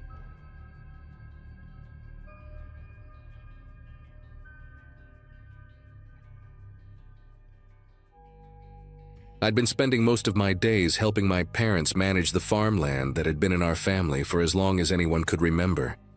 A place where routines were predictable enough for the seasons themselves to feel like neighbors. That afternoon started quietly, the kind of quiet where you can hear the grain bins creak when the wind shifts. I remember sorting through storage boxes in the shed, still dusty from generations of use, when a white truck I didn't recognize turned onto our long driveway. The tires kicked up a thin trail of pale dirt, and even before the engine shut off, I caught myself wondering why anyone from the county would show up without calling first. My brother Evan stepped out from the barn with a puzzled look, wiping sweat from his forehead with the back of his sleeve. I wasn't expecting company, neither was he, and both of us kept waiting for some familiar signal that never came. A man in a navy jacket with a laminated badge hanging from a flimsy clip stepped out of the truck, moving like someone who already knew where he was headed. There was something rehearsed about the way he held a clipboard against his side, like the papers weren't actually for writing but for acting the part. He said he was a county well inspector, speaking in this oddly clipped rhythm that made his words land too fast, as if he were racing through memorized lines. He didn't introduce himself by name, didn't shake hands, just pointed toward the back acreage and said he needed to check the water access points. Evan offered to walk with him, but the man refused instantly, too instantly, insisting he worked more efficiently alone. It wasn't anger, just a sharpness that made both of us step back out of instinct. He walked our property like someone moving through a mental checklist, pausing at strange spots that didn't have anything to do with wells or water lines. At one point, I saw him standing perfectly still beside the old sycamore behind the house, head tilted slightly, like he was studying the upstairs windows instead of anything on the ground. Every time I thought about approaching him, he drifted off again, disappearing behind sheds or toward the tree line. The whole time, his truck door remained open, the keys still dangling in the ignition as though he knew no one would dare touch it. My parents stayed inside, watching from the kitchen window, uncertain if they should step out or leave us to handle it. The longer he wandered, the more I felt this creeping sense that he wasn't inspecting anything. He was observing. When he finally came back around the house, his boots had a thin, powdery smear on the toes, like he'd walked through chalk dust or crushed stone from somewhere too far off our usual paths. He told us everything was up to standard and that he'd file the paperwork later in the week. Then he left without waiting for a response, pulling out of the driveway slowly, almost lingering as if he expected us to follow. As soon as the truck disappeared down the road, Evan muttered that something didn't add up. My parents stepped outside, confusion written all over their faces, and we all agreed to walk the property ourselves. None of us could shake the faint tension he'd left behind, like a room where someone had just been whispering. When we rounded the back corner of the house, the first thing we noticed was the strange white smear on our siding, something none of us remembered being there before. Evan was the first to spot the marks on the trees. They weren't random scuffs from equipment or scratches from deer. These were deliberate strokes, short vertical lines made with something pale enough to stand out even in the shade. 3 marks faced the upstairs windows where our bedrooms were, all aligned toward the house like silent arrows. Each line had a slightly different pressure, as if someone tested how much chalk they could use before it crumbled. My mom kept asking if any of us had done it, maybe for some project or survey work, but she sounded like she was trying to convince herself more than us. My dad crouched near one of the trees and rubbed the residue between his fingers. He didn't say a word, but the look he gave me said enough. This didn't belong to anything we'd ever done on the property. We decided to check the rest of the yard, following a half-circle pattern the inspector must have taken, judging by his footprints and the way the dirt had been disturbed. Evan went into the shed to grab the small ladder we used to fix gutters, but he stopped halfway through the doorway. He called us over, pointing to the corner shelf where a stack of old metal pails had been knocked over. None of us had touched them in weeks. The air inside was still, heavy with the smell of old hay and machine oil, but there was this faint trace of something else, like the metallic scent left after someone handled tools with damp hands. We found a small scrap of paper near the back wall, a corner torn from a form or pamphlet. No writing, just a faint indentation, as though something had been pressed hard against it. Inside the house, things felt even worse. My mom noticed the front curtains had been moved slightly, as if someone had pinched the fabric to peek inside. The living room rug had a shallow arc pressed into it, not from our boots, but from someone standing very still in one spot. We checked the hallway next, and that's when Evan pointed out the framed school photos on the wall. They were crooked, but not randomly. Each one was angled just enough that the glare from the overhead light hit the glass in a way that made the hallway viewable from outside through the front window, as if someone wanted to see deeper inside without stepping too close. My dad dropped his voice and said we should call the county office before we touched anything else, just to make sure someone actually sent that man. When my dad got through to the county office, his expression tightened with each passing second. He didn't repeat the whole explanation out loud, just asked simple questions. Was anyone scheduled to inspect rural wells today? Did they have trucks assigned to our region? Did they employ anyone fitting the description we gave? Then came the part that made my mom sit down at the kitchen table without even pulling out a chair. The county had no idea what he was talking about. There were no active inspections, no employees sent to our area, and no record of a white truck making rounds on farmland. The woman on the phone sounded genuinely confused, even concerned, and asked if my dad wanted her to file an unofficial safety note with the sheriff's office. My dad said yes, but the moment he hung up, none of us felt any safer. Something had happened here that we hadn't fully pieced together yet. Later that evening, Evan remembered something that made all of us gather in the mudroom. He'd noticed the inspector lingering near the side entrance earlier, the one we rarely used unless we were hauling feed. When we opened the door, the outside mat had been shifted just enough to expose the edge of the concrete beneath it. There, pressed into the slab, were faint outlines, shoe prints that weren't ours. They had a narrow shape, with a small chip missing near the right heel. Whoever wore those boots had stood there for long enough to grind the dust into the cracks. Just a few feet away, stuck between the siding panels, we found a tiny metal clip, the kind used to fasten ID badges. It wasn't from any county-issued gear we'd ever seen. My mom held it delicately, like it might burn her fingers, and none of us said a word. We all felt the same unspoken truth forming. As it got darker, my dad suggested we check the trail camera set up along the north field near the creek line. We usually used it to track coyotes, but it had a wide enough range that someone passing through might have triggered it. Evan and I walked out there with flashlights, the beams slicing through the rows of corn that rustled like fabric in the breeze. When we finally pulled the SD card and took it inside to view on my laptop, the first few images were normal. Foxes, a neighbor's stray dog, shadows shifting as clouds moved overhead. Then we reached a photo stamped earlier that afternoon. It showed the inspector, but not how we expected. He wasn't examining anything.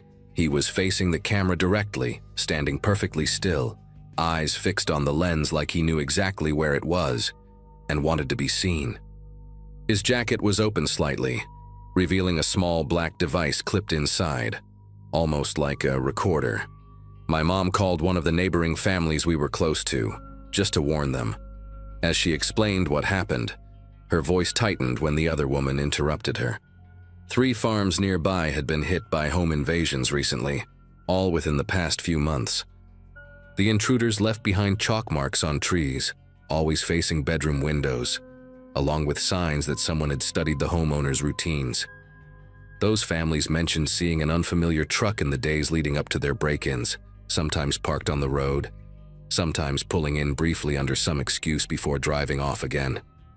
Hearing those words made every piece click into place in a way that turned the air heavy around us. The inspector hadn't been gathering information for a report. He'd been preparing something else entirely. None of us slept in our rooms that night. My dad stayed awake with the shotgun he usually kept stored away, while Evan and I rotated between windows, watching for headlights or movement around the tree line. But nothing happened. Days passed, and still nothing. The marks eventually washed away in the rain, but the feeling that someone had mapped our home stayed with us. Weeks later, the sheriff's office called to say they'd found a truck, matching the description abandoned outside another rural property. Not ours, but no suspect was inside. They advised us to install cameras, keep gates locked, and report anything unusual. We followed every suggestion. Whatever was supposed to happen at our place never did, but none of us believed the man simply changed his mind. Something interrupted his plan, something we'll probably never know. And even now, whenever I see a white truck... Hello everyone. Before we start, make sure to like and subscribe to the channel, and leave a comment with where you're from and what time you're watching. That way, YouTube will keep showing you stories just like this one. Now, let's begin. December had barely begun when my boss practically shoved me out the door, insisting I use the vacation days I had been hoarding since joining the accounting firm 5 years earlier. My sister always joked that by the time our old high school classmates were having their second kids, I would still be married to spreadsheets and audit reports. She was not wrong. So when a coworker mentioned his uncle rented out a cabin near Lake Champlain in Vermont, I figured why not.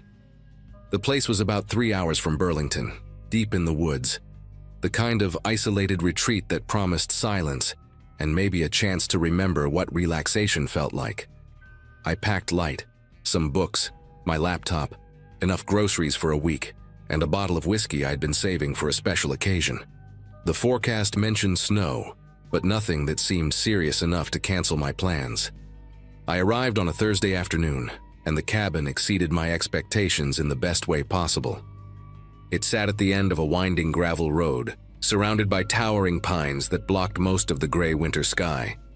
The structure itself was old but solid, built from dark timber that had weathered decades of harsh Vermont winters. Inside, I found a main room with a stone fireplace, a small kitchen with appliances that looked like they belonged in a different decade, one bedroom with a surprisingly comfortable queen bed, and a bathroom with plumbing that groaned but functioned. The owner, a man named Harold Brennan who spoke with the clipped efficiency of someone who valued his own time, had left a binder with instructions about the generator, the water heater, and the woodpile stacked under a tarp behind the cabin. He also left his number for emergencies, though he warned that cell service was unreliable at best. I remember thinking that was part of the charm. The first 2 days passed in exactly the kind of peaceful monotony I had craved. I woke up late, made coffee in the percolator I found in a cabinet, read by the fire, and took short walks along the trail that led toward a frozen creek about half a mile from the cabin. The silence was extraordinary. Not the absence of noise you get in a quiet apartment, but something deeper, almost physical. At night, the darkness outside the windows was so complete that it felt like the cabin was floating in a void. I slept better than I had in years. On Saturday morning, I noticed the sky had turned the color of wet cement, and the temperature had dropped significantly. I checked my phone, which had exactly 1 bar of signal if I stood near the kitchen window at a specific angle, and saw the weather alert. A major winter storm was moving in faster than originally predicted. They were calling for up to 2 feet of snow, high winds, and near zero visibility by evening. I spent the afternoon preparing as best I could. I brought extra firewood inside, filled every container I could find with water in case the pipes froze, and made sure I knew how to operate the backup generator Harold had mentioned. By 4 in the afternoon, the snow had started falling with an intensity that surprised me. The flakes were not the gentle, picturesque kind you see on Christmas cards. These were dense, heavy, driven sideways by gusts that made the cabin walls creak. Within an hour, the gravel road had completely disappeared under a white blanket, and the pine trees at the edge of the clearing had become vague, dark shapes behind curtains of swirling snow. I told myself this was fine, even exciting in a way. I had food, I had heat, I had nowhere I needed to be. The storm would pass, the plows would come eventually, and I would have a good story to tell back at the office. That confidence lasted until about 6:30, when every light in the cabin flickered twice and then went dark. The sudden blackness was disorienting in a way I had not anticipated. I sat there on the couch for a long moment, waiting for the lights to come back on, listening to the wind howl against the windows like something trying to get in. When it became clear the power was not returning on its own, I fumbled for my phone and used its flashlight to find the candles Harold had mentioned in his binder. There were about a dozen of them in a kitchen drawer, along with a box of matches that smelled faintly of sulfur. I lit 3 and placed them around the main room, creating small islands of flickering orange light that barely pushed back the darkness. The fireplace was still going strong, thank God, so at least I had warmth and some visibility in that part of the cabin. I tried my phone again, hoping to call Harold or maybe reach emergency services, but the signal had vanished completely. The storm must have knocked out the nearest cell tower, or maybe the conditions were just too severe for any signal to penetrate. Either way, I was officially cut off from the outside world. The generator was my next thought, but Harold's instructions had been clear that it was only for true emergencies and required manual startup from outside. The unit sat in a small shed about 30 feet from the back door, near the woodpile. I put on my heaviest coat, pulled a wool hat down over my ears, and grabbed the flashlight I had seen in the closet by the front entrance.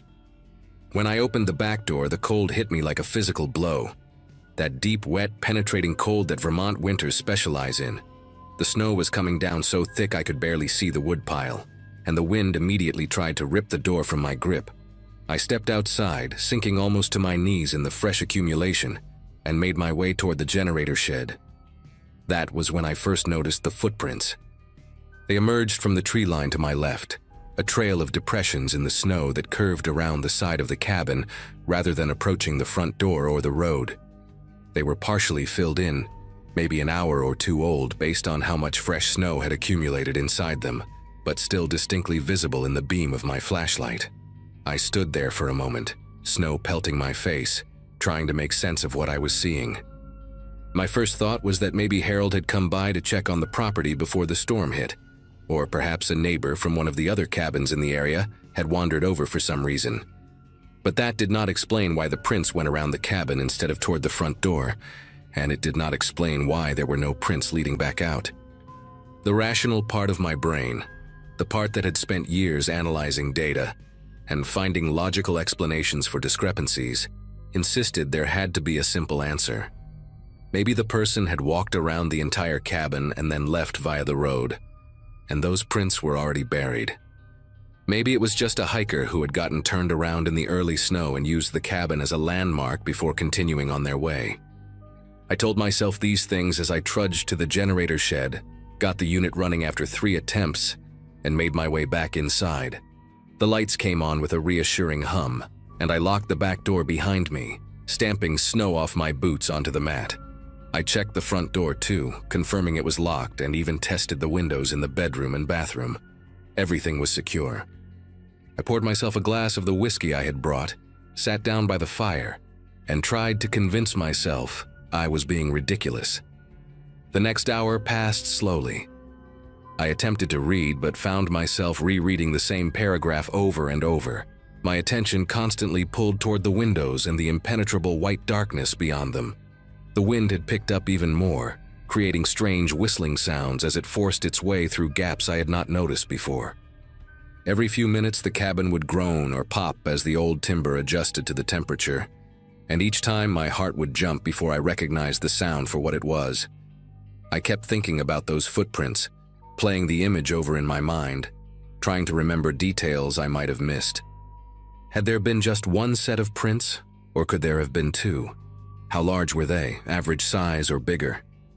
I had not thought to look closely, too focused on reaching the generator and getting back inside. Around 8 o'clock, I decided to make myself some dinner, more for the distraction than actual hunger. I was standing at the stove, heating up a can of soup when I heard it.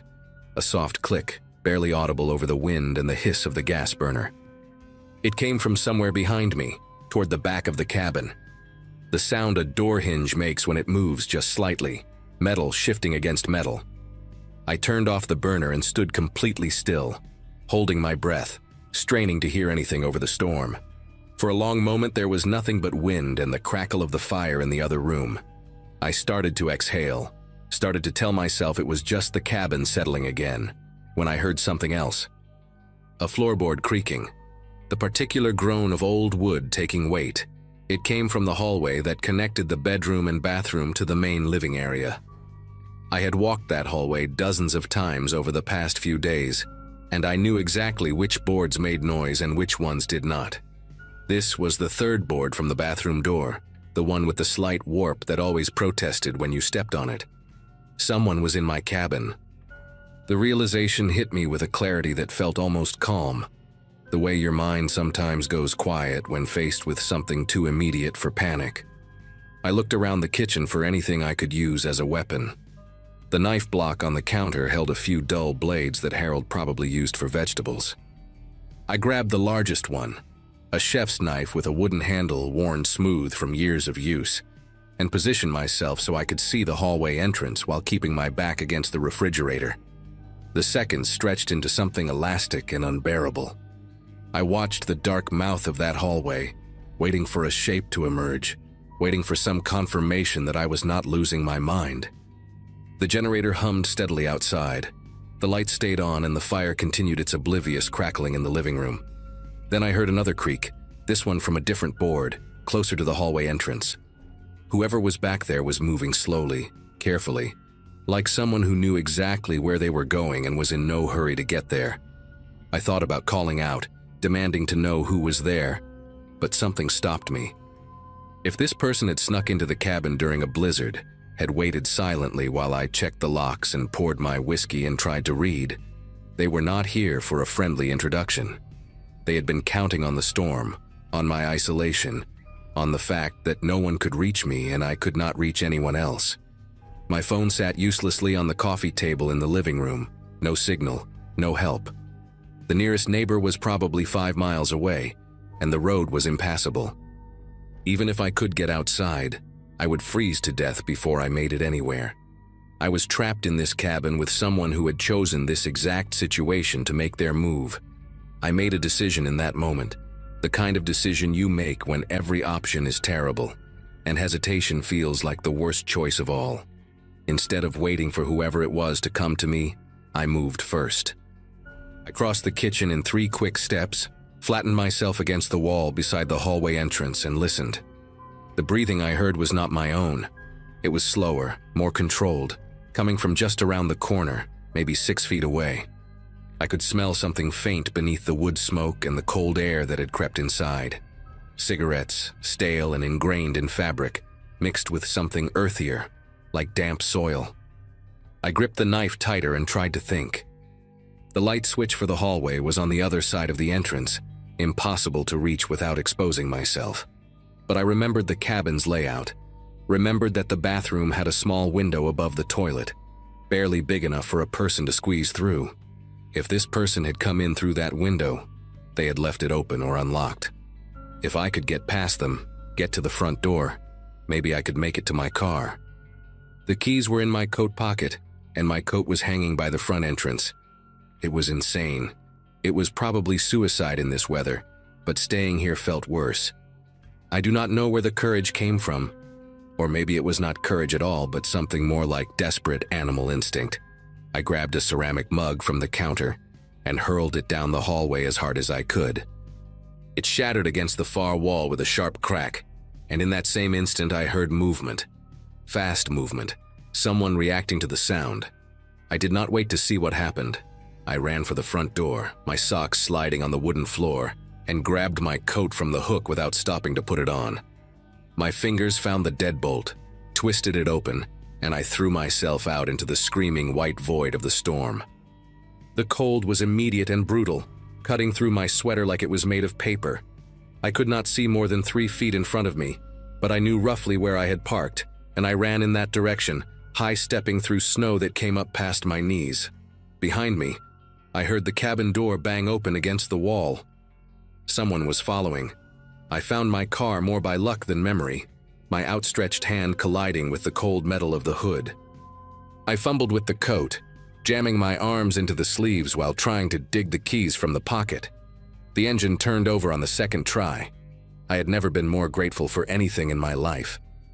I threw the car into reverse, felt the tires spin uselessly for a horrifying moment, then catch on something solid beneath the snow. The headlights cut through the blizzard just enough to show me a figure standing about 20 feet away, motionless, watching. It was a man, tall and lean, wearing dark clothing that was already coated in white. I could not make out his face through the snow, but I could see he was holding something in his right hand, something that caught the headlight beam with a dull metallic glint. I did not wait to identify it. I swung the car around, felt it fishtail wildly, and aimed for where I remembered the road beginning. The next 3 hours were the longest of my life. I drove at maybe 10 miles per hour, unable to see the road, running off into ditches twice and somehow managing to rock the car free both times. My phone found a single bar of signal somewhere around midnight, and I called 911 with fingers so numb I could barely press the buttons. The police found the cabin the next morning after the storm had passed. The bathroom window was open, the latch forced from outside. Inside, they discovered muddy boot prints throughout the hallway and bedroom, along with a backpack hidden under the bed containing duct tape, zip ties, a hunting knife, and a prepaid phone with no contact saved. They never caught the man. The detective who interviewed me, a tired-looking woman named Audrey Sims, told me they suspected it was connected to 2 other break-ins at remote properties in the region over the past year, though those victims had not been as lucky as me. She did not elaborate on what that meant, and I did not ask. Harold Brennan refunded my rental payment and apologized profusely, though I could tell he was more worried about liability than my well-being.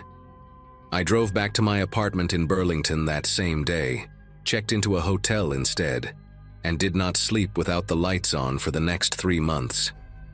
Even now, 2 years later, I cannot hear the creak of a floorboard or the click of a door hinge without my whole body going rigid. I still do not know who that man was or why he chose that cabin, that night, that storm. But I know he was patient. I know he was prepared. And I know that if I had waited another 30 seconds in that kitchen, I would not be here to write this.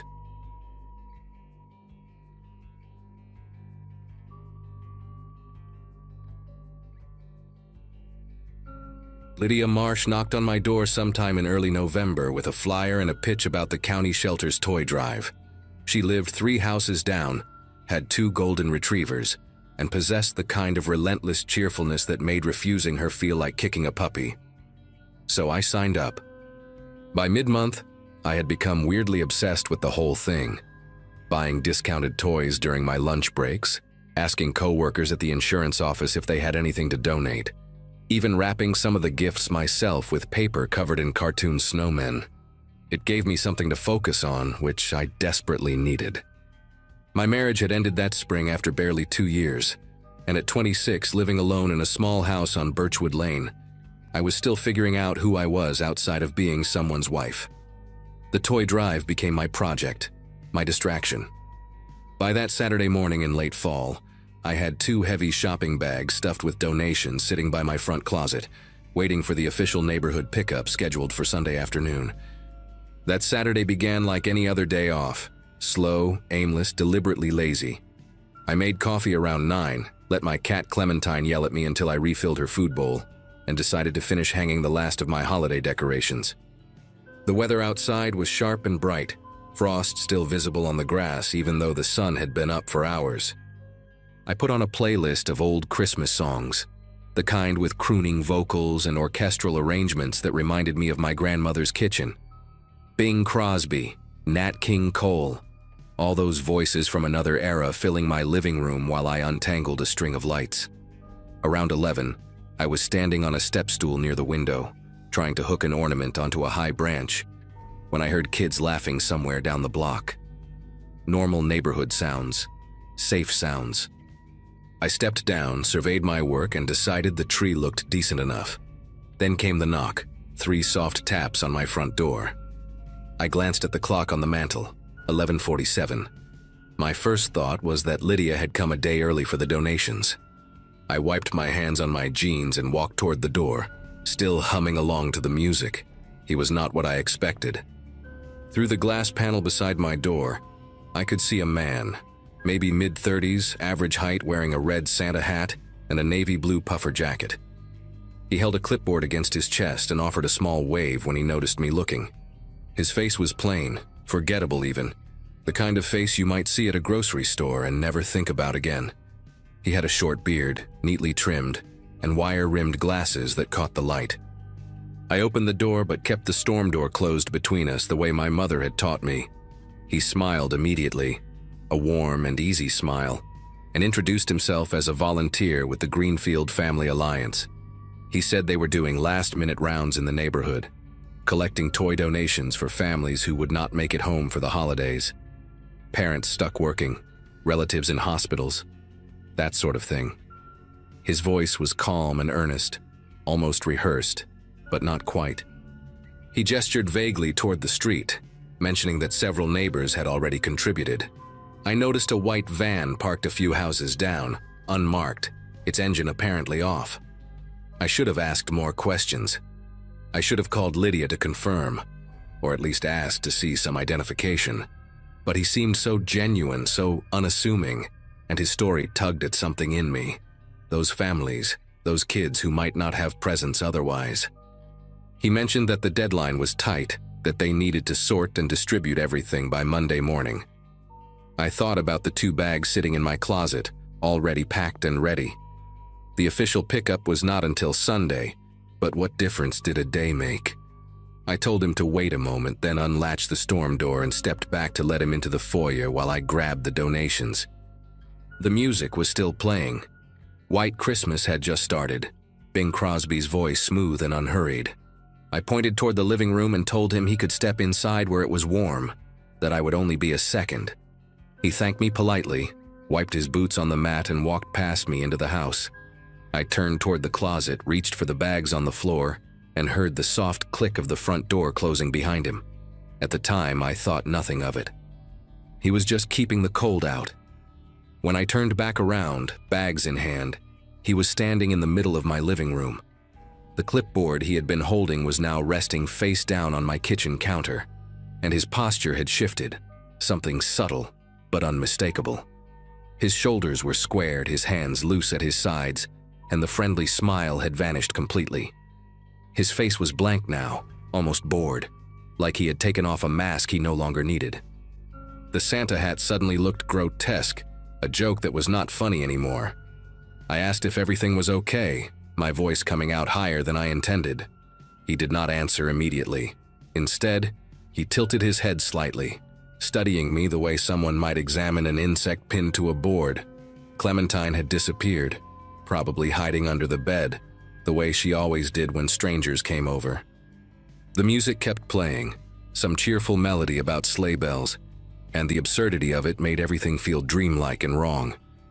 I took a step backward, still holding the bags, and asked again what was going on. He finally spoke, and his voice was different now. Flatter, emptier, stripped of the warmth from before. He said I had a nice place. He said he had been watching the neighborhood for a few weeks, learning the routines, figuring out who lived alone. My chest tightened, and I felt my breathing go shallow. He took a slow step toward me, and I instinctively moved back until my hip bumped against the edge of the couch. I asked him what he wanted, trying to keep my voice steady, trying to sound calm even though every nerve in my body was screaming. He said he had not decided yet. That was the part that terrified me most. Not anger, not threats, just that casual indifference, like I was a problem he was still working out in his head. I glanced toward the front door and saw what I had missed before. The deadbolt was turned. He had locked it. The bag slipped from my grip and hit the floor with a soft thud, toys scattering across the carpet. Outside, I could still hear those kids laughing somewhere down the block, completely unaware of what was happening inside my house. My phone was on the kitchen counter, maybe 10 feet away, sitting right next to that clipboard. He noticed me glance toward it and shook his head slowly, almost like a disappointed teacher. He told me not to do anything stupid. He said he did not want this to get complicated. I tried to think, tried to remember anything useful from those self-defense articles I had skimmed online but never taken seriously. My back door led to the yard, but it was on the other side of the kitchen, past him. The windows were old and painted shut. I had been meaning to fix that for months. My mind raced through options and found nothing. He started walking toward me, not fast, not aggressive, just steady and deliberate, like he had all the time in the world. I backed up until I hit the wall near the hallway, my shoulder knocking a framed photo that clattered but did not fall. He stopped about 3 feet away and just stood there, looking at me with those flat, empty eyes behind his wire-rimmed glasses.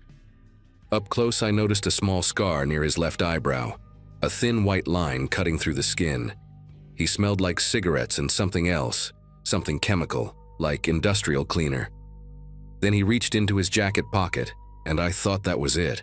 I thought he was going to pull out a knife or a gun or something worse. Instead, he pulled out a roll of duct tape. Gray, industrial, the heavy-duty kind. He started peeling back the edge with his thumbnail, the sound of the adhesive separating making my skin prickle. He told me to turn around and put my hands behind my back. His voice was calm, instructional, like he was explaining how to assemble furniture. I did not move. I could not move. My legs felt like they belonged to someone else, rooted to the floor and trembling. He sighed, a small exhale of irritation, and repeated himself. Slower this time, enunciating each word like I was a child who did not understand. I thought about screaming, but the music was still playing, and the nearest neighbor was Lydia, 3 houses down, probably inside with her dogs. I thought about fighting, but he was bigger than me and I had never thrown a punch in my life. So I did something desperate and stupid. I ran. Not toward the door, not toward the kitchen, but down the hallway toward my bedroom where I knew there was a lock on the door and a phone charger plugged into the wall, which meant maybe, just maybe, my old backup phone was still in the nightstand drawer. I heard him curse behind me, his boots heavy on the hardwood as he followed. I made it to the bedroom and slammed the door, twisting the lock just as his weight crashed against the other side. The whole frame shook and I stumbled backward, my heart pounding so hard I could feel it in my throat. He hit the door again, and I heard the wood creak, the cheap lock straining against the force. I lunged for the nightstand and yanked the drawer open so hard it came off the rails and clattered to the floor. There it was, my old phone, the one I had replaced 6 months ago, still connected to the charger. I grabbed it with trembling fingers and pressed the power button. Nothing happened. The screen stayed black.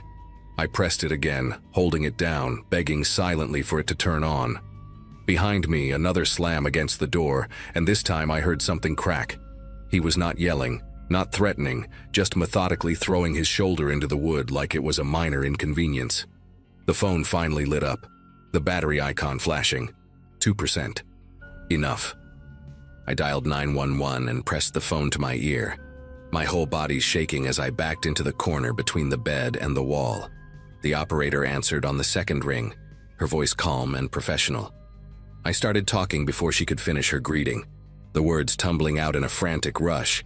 "Someone in my house," he locked the door. "I am in the bedroom, please send someone." She asked for my address, and I gave it to her, my voice cracking. She told me to stay on the line, that help was on the way. Another crash against the door, and this time I saw the frame splinter near the lock, a jagged crack running through the painted wood. I told the operator he was breaking down the door. She said officers were 4 minutes out. 4 minutes, it might as well have been 4 hours. I looked around the room for anything I could use as a weapon, a lamp, a book, something. My eyes landed on the baseball bat my ex-husband had left behind, shoved in the back of the closet during the divorce. I had kept it for exactly this kind of nightmare scenario, though I never actually believed it would happen. I grabbed it with my free hand and positioned myself facing the door, the phone still pressed to my ear, the operator still talking in that steady, measured tone. The door shuttered again, and the lock finally gave way, the whole thing swinging inward with a sharp crack. He stood in the doorway, breathing a little heavier now, the Santa hat slightly askew on his head. He looked at me, then at the bat, and for a moment neither of us moved. He took one step into the room and I swung. Not gracefully, not like in the movies, just a wild, desperate arc aimed at whatever part of him I could reach. The bat connected with his forearm as he raised it to block, and I heard a dull crack that might have been bone or might have been wood. He let out a sharp grunt and stumbled sideways, clutching his arm. I did not wait. I swung again, this time catching him on the shoulder, and he dropped to one knee. The operator was still talking in my ear, asking what was happening, and I remember screaming that he was in the room, that I hit him, that I needed help now. He looked up at me from the floor, and for the first time I saw something other than blankness in his eyes. Surprise, maybe, or pain, or just the realization that this was not going the way he had planned. I raised the bat again, ready to keep swinging until he stopped moving. But then I heard it. Sirens. Faint at first, then louder, getting closer. He heard them too.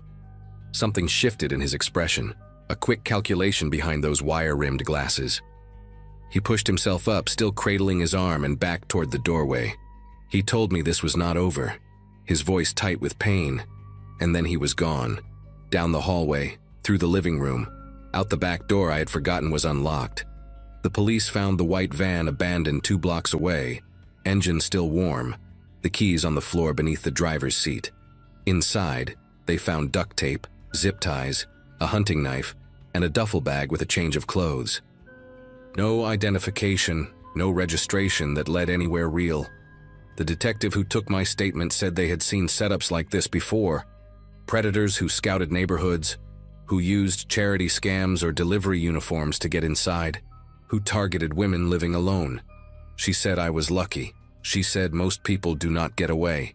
They caught him 3 weeks later in another state, pulled over for a broken taillight of all things. His real name was something ordinary that I have since blocked out, and he had warrants in 2 other counties for similar incidents, though the detective implied those women had not been as fortunate as me. I testified at his trial the following spring, sat in that courtroom and looked at his face while lawyers argued about evidence and intent. He never looked back at me, not once. He just stared straight ahead with that same blank expression, like I was nothing, like the whole thing had been a minor inconvenience in his day. He got 25 years.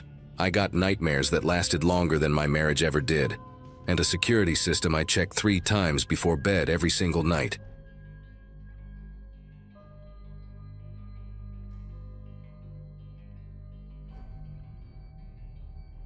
"9 years doing this job, and I thought I had seen every kind of call there is.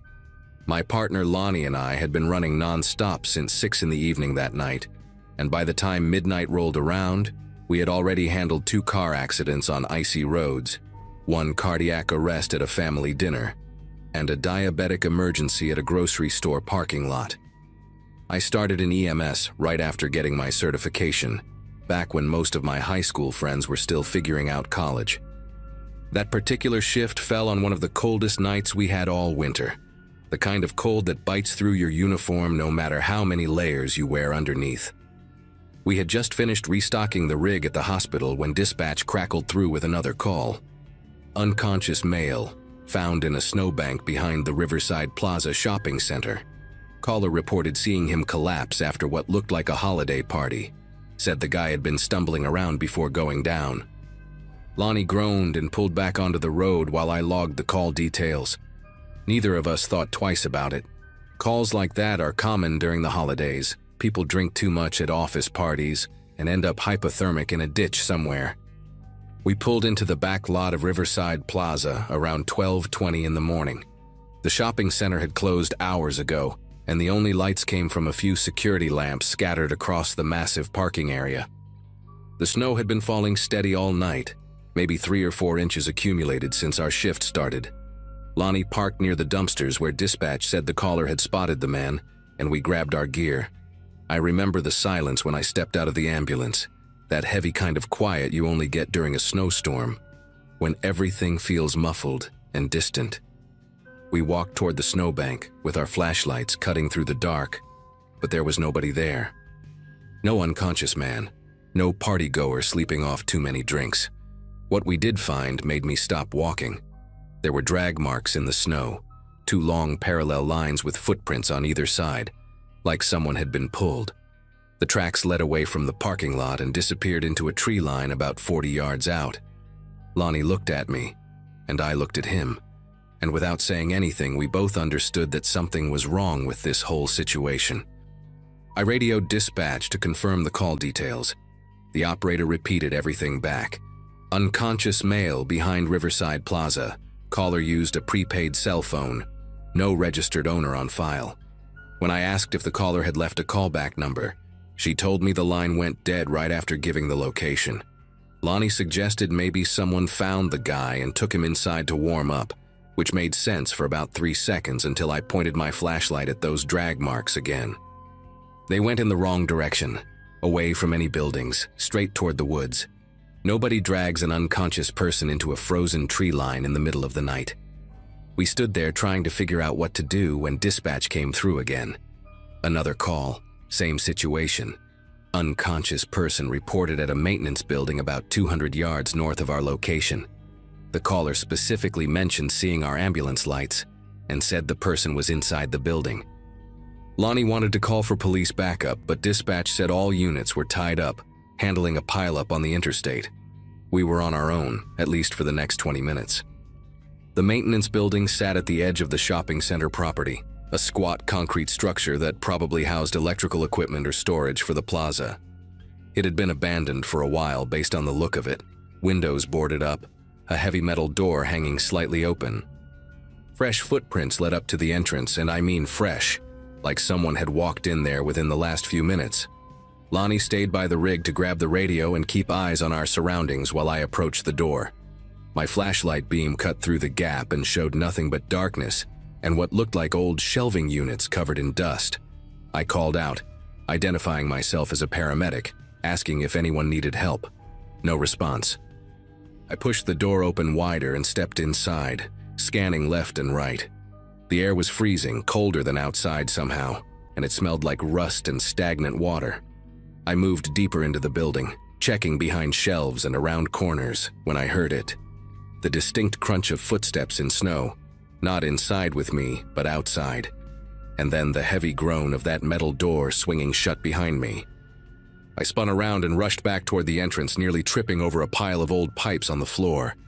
When I reached the door, It was closed but not locked. I pushed it open and stumbled back outside into the snow, my heart pounding so hard I could feel it in my throat. The first thing I did was look for Lonnie and the ambulance. The rig was still there, lights still flashing red and white against the falling snow, but Lonnie was nowhere in sight. I called his name, loud, and got nothing back but the muffled silence of the storm. That was when I noticed the footprints around our ambulance. Not one set, not two, but what looked like at least 3 or 4 different people had walked circles around our vehicle while I was inside that building. The prints came from the tree line, looped around the rig multiple times, and then disappeared back toward the woods. Some of them stopped right at the driver's side door. I ran toward the ambulance, slipping twice on the ice beneath the fresh powder, screaming for Lonnie the whole way. He was inside the rig, crouched down between the stretcher and the supply cabinets, holding his radio in one hand and a pair of trauma shears in the other. When I yanked open the back doors, he nearly stabbed me with them before realizing it was me. His face was pale, not from the cold, but from fear, a look I had never seen on him in all the years we worked together. He told me what happened in short, panicked bursts. Right after I went into that building, he saw figures emerge from the tree line. 3 of them, maybe 4. He could not tell for sure because they stayed just outside the reach of our emergency lights. They walked toward the ambulance slowly, not rushing, not speaking, just approaching in total silence. Lonnie locked himself inside and tried to radio for help, but all he got was static. The figures circled the rig for what felt like forever, occasionally stopping to look through the windows. One of them tried the door handle on the driver's side.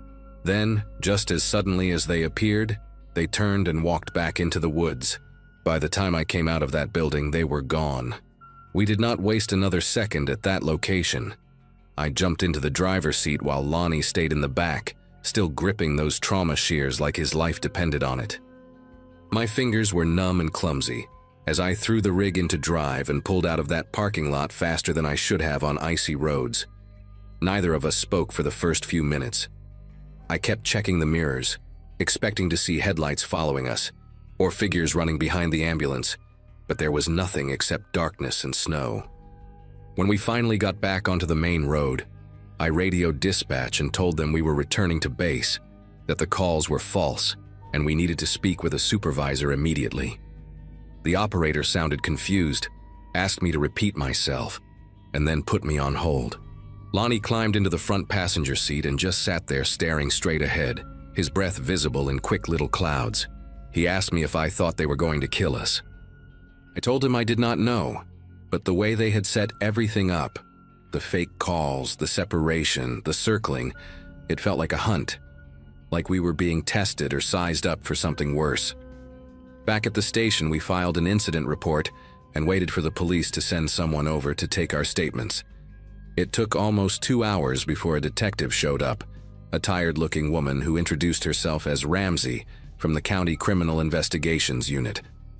She did not seem surprised by anything we told her, which bothered me more than the whole experience at Riverside Plaza.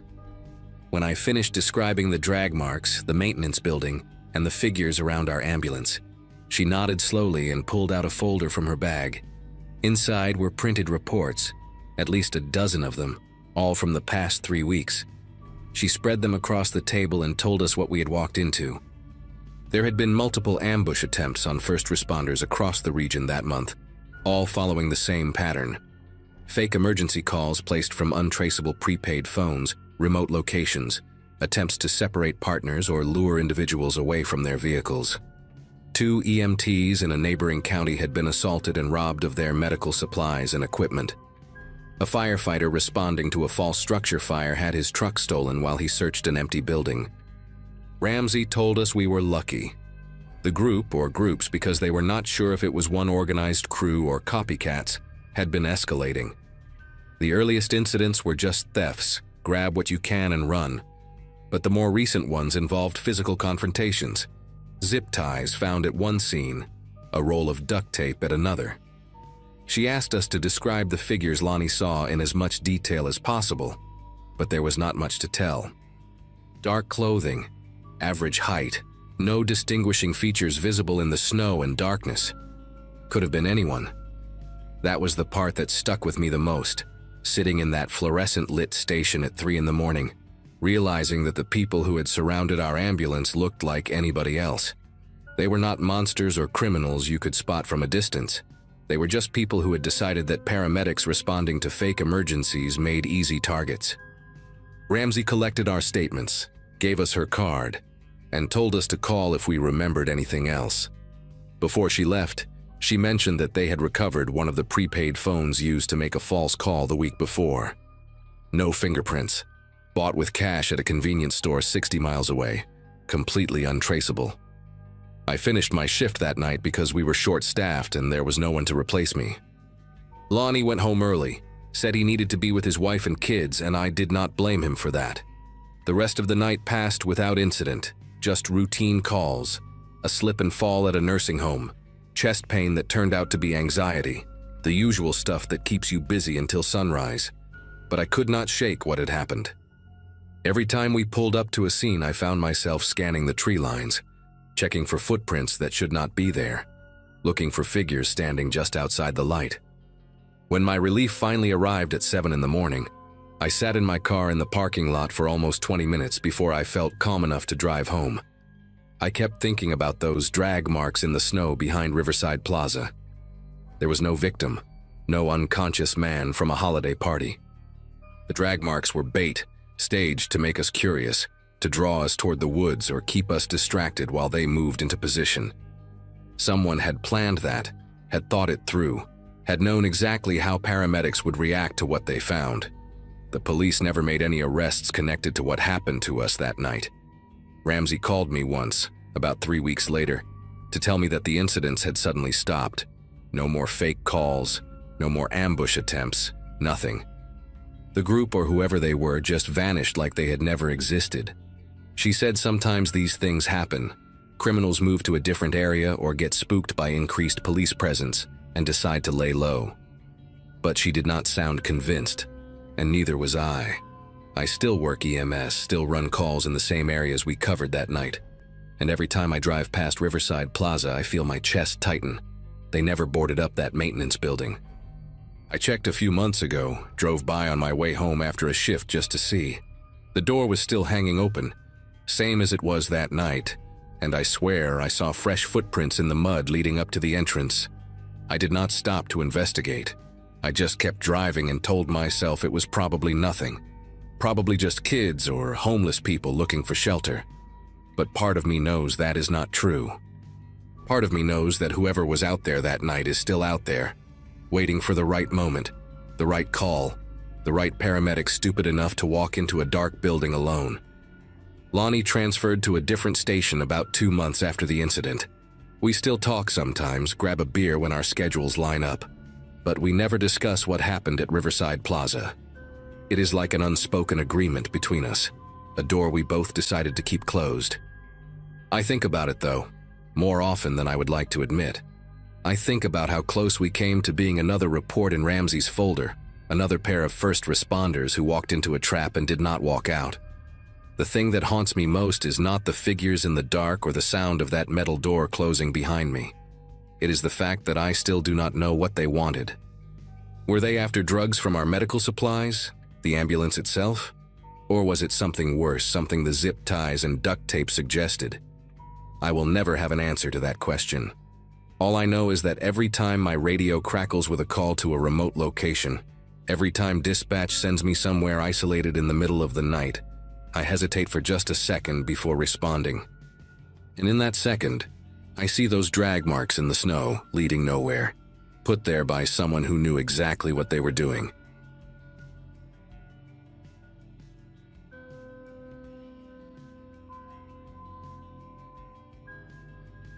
December 23rd found me sprinting through Westbrook Mall like a woman possessed, grabbing last-minute gifts for people I should have shopped for weeks ago.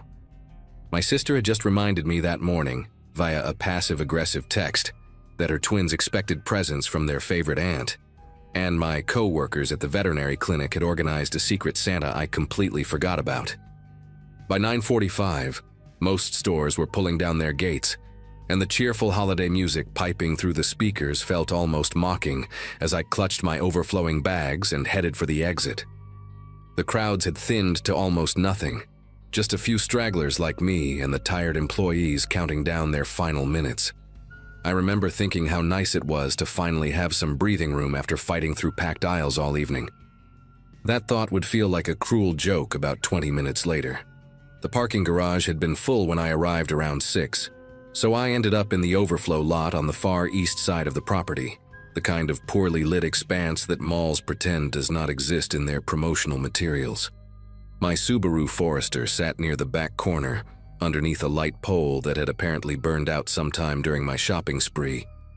December air bit through my jacket as I pushed through the side exit, and I could see my breath forming small clouds with each exhale. The lot was maybe a quarter full now, scattered vehicles left behind by mall employees and other late shoppers. I shifted the bags in my arms, plastic handles cutting into my fingers, and started the long walk toward my car. About halfway across the first row, I noticed a man leaning against a dark sedan 2 rows over, phone pressed to his ear. He seemed absorbed in conversation, but something about the angle of his head caught my attention. His face was tilted toward the phone, but his eyes were following me. I told myself I was being paranoid. Holiday stress, too much caffeine, an overactive imagination fed by too many true crime podcasts. I kept walking. The man was white, maybe mid-40s, wearing a dark puffy jacket and jeans. Average build. Nothing remarkable about him except for the way he stood, loose and patient, like someone who had nowhere else to be. I glanced back once, casually, pretending to check something on my phone. He was still there, still holding his phone to his ear, but now his body had shifted to face my direction entirely. No one talks on the phone standing like that, squared up toward a stranger in a parking lot. My pace quickened without me consciously deciding to speed up. The bags bounced against my legs with each step, and I cursed myself for buying so much stuff I did not even need. A ceramic diffuser for my mother, a weighted blanket for my brother-in-law, scented candles, chocolate boxes, a stuffed elephant for the twins. All of it suddenly felt unbearably heavy. I angled slightly to the left, toward a row of cars closer to the mall building, telling myself I just wanted to take a different route. A longer route, sure, but one that kept me nearer to the building's lights. He moved too, not immediately. He waited maybe 5 seconds, but then he pushed off from the sedan and started walking in a parallel line to mine, still holding that phone to his ear like a prop. The distance between us stayed constant, about 40 feet, and he matched my pace with an ease that made my throat tighten. This was not coincidence. This was not some guy waiting for his wife to finish shopping. I pulled my own phone from my pocket, genuinely this time, and pretended to make a call while I kept walking. "Hey, yeah, I am almost at the car," I said to no one, loud enough for my voice to carry across the cold air. "Can you come meet me? I am in the east lot." The words felt flimsy, a pathetic bluff that I doubted would fool anyone. I risked another glance. The man had stopped walking but remained standing between 2 parked trucks, watching me. Not hiding anymore, not pretending. Just watching, phone now lowered to his side, as if he knew the game had changed and did not care. My car was maybe 60 feet away now. I could see the familiar shape of my Forester, the little dent on the rear bumper from when I backed into a mailbox last spring. Safety was right there, so close I could almost taste it. I abandoned any pretense of calm and walked faster, nearly jogging, the bags swinging wildly and smacking against my thighs. My keys were buried somewhere in my purse, and I started digging for them one-handed while trying not to drop everything. That is when I heard the engine, a low rumble coming from somewhere behind me, growing louder. I turned my head just enough to see a white van, windowless on the sides, the kind contractors use, pulling slowly out of a parking spot near the back of the lot. It was not heading toward the exit. It was heading toward me. The van crawled forward at maybe 5 miles per hour, its headlights off despite the darkness, and I realized with a sickening clarity that it was positioning itself between me and my car. I changed direction immediately, cutting hard to my right, aiming for the mall entrance I had come out of just minutes ago. My heels clicked frantically against the pavement, and I heard the van accelerate slightly, adjusting its course to intercept me. The man by the truck started walking again too, Faster now, closing the distance with long, deliberate strides. They were working together. The realization hit me like a physical blow to the chest. This was coordinated, planned, rehearsed. They had probably watched me park hours ago, noted which car was mine, waited for the lot to empty out. I dropped 2 of the shopping bags without thinking, barely registering the sound of something glass shattering inside one of them, probably the ceramic diffuser. My legs burned as I pushed myself to move faster, but the mall entrance seemed impossibly far away. A distant rectangle of light that kept receding no matter how hard I ran. The van's engine growled behind me, closer now, and I could hear the crunch of its tires on loose gravel. Then I saw the mall door, the one I had exited through, and a security guard was standing there, locking it from the inside. He was an older black man with gray hair, wearing one of those standard Navy uniforms with a patch on the shoulder. I screamed. Not words, just a raw, desperate sound that tore out of my throat before I could even think. The guard looked up, startled, and I waved my arms wildly while still running toward him. "Help me, please." My voice cracked on the second word. He squinted into the darkness of the lot, and I saw the exact moment his expression shifted from confusion to alarm. He fumbled with the door, pushing it back open. And I have never been so grateful to see a stranger in my entire life. Behind me, I heard the van's brakes squeal, a sharp, ugly sound, and when I dared to look back, I saw it reversing, backing away toward the far end of the lot. The man on foot had vanished completely, melted into the shadows between the parked cars like he had never existed at all. I practically threw myself through the door, stumbling into the guard's arms, gasping and shaking so badly I could barely stand. He caught me, steadied me, asked me what happened in a voice that was calm but urgent. I tried to explain. The man watching me, the van blocking my path, how they had moved together like wolves herding prey, but the words came out jumbled, fractured. He guided me to a bench near the food court entrance and told me to sit while he radioed for backup. The mall was eerily quiet now, most of the lights dimmed for the night, and I sat there hugging myself and watching the door like those men might come crashing through at any second. My phone was still clutched in my hand, screen cracked from when I must have gripped it too hard during my sprint. I called 911 with trembling fingers, my voice steadier now but still thin, and told them everything I could remember. The dark sedan, the white van with no windows, the man in the puffy jacket who had tracked my every move with the patience of a predator. The police arrived within 15 minutes. 2 officers, a man and a woman, both younger than me and radiating that professional calm that cops seem to learn in training. They walked me through my story twice, asking clarifying questions, taking notes in little spiral pads. Officer Reyes, the woman, told me I did the right thing by running toward the building instead of trying to reach my car. "They count on you panicking," she said, her voice matter of fact but not unkind. "They expect you to keep heading for your vehicle because that is where you feel safe. But once you are at your car, you are trapped, keys out, distracted, vulnerable." She explained that this kind of coordinated approach was a known tactic, used by trafficking rings and robbery crews alike. The spotter identifies the target, tracks their movements, relays information to the driver. The van moves into position to block the escape route, and by the time the victim realizes what is happening, they are boxed in. I listened to her words, but they seemed to float past me, landing somewhere distant, like she was describing something that happened to someone else entirely. They drove me out to the lot to retrieve my car, one cruiser in front and one behind, headlights flooding the pavement with light. The shopping bags I had dropped were still there, scattered on the asphalt, their contents spilled out. A shattered candle, a crushed gift box, the stuffed elephant face down in a puddle of melted frost. I did not stop to pick them up. Officer Reyes walked me to my Forester and waited while I unlocked it, checking the back seat before I got in. "Old habit," she said with a half smile when she caught my questioning look. The sedan the man had been leaning against was gone. The white van was gone.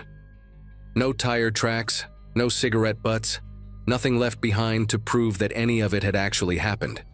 If it were not for the security guard and the police officers standing around me, I might have convinced myself I imagined the whole thing. Part of me wanted to believe that. Part of me still does. I drove home that night with every light in my rearview mirror looking like a threat, checking my mirrors obsessively, taking random turns to make sure no one was following me.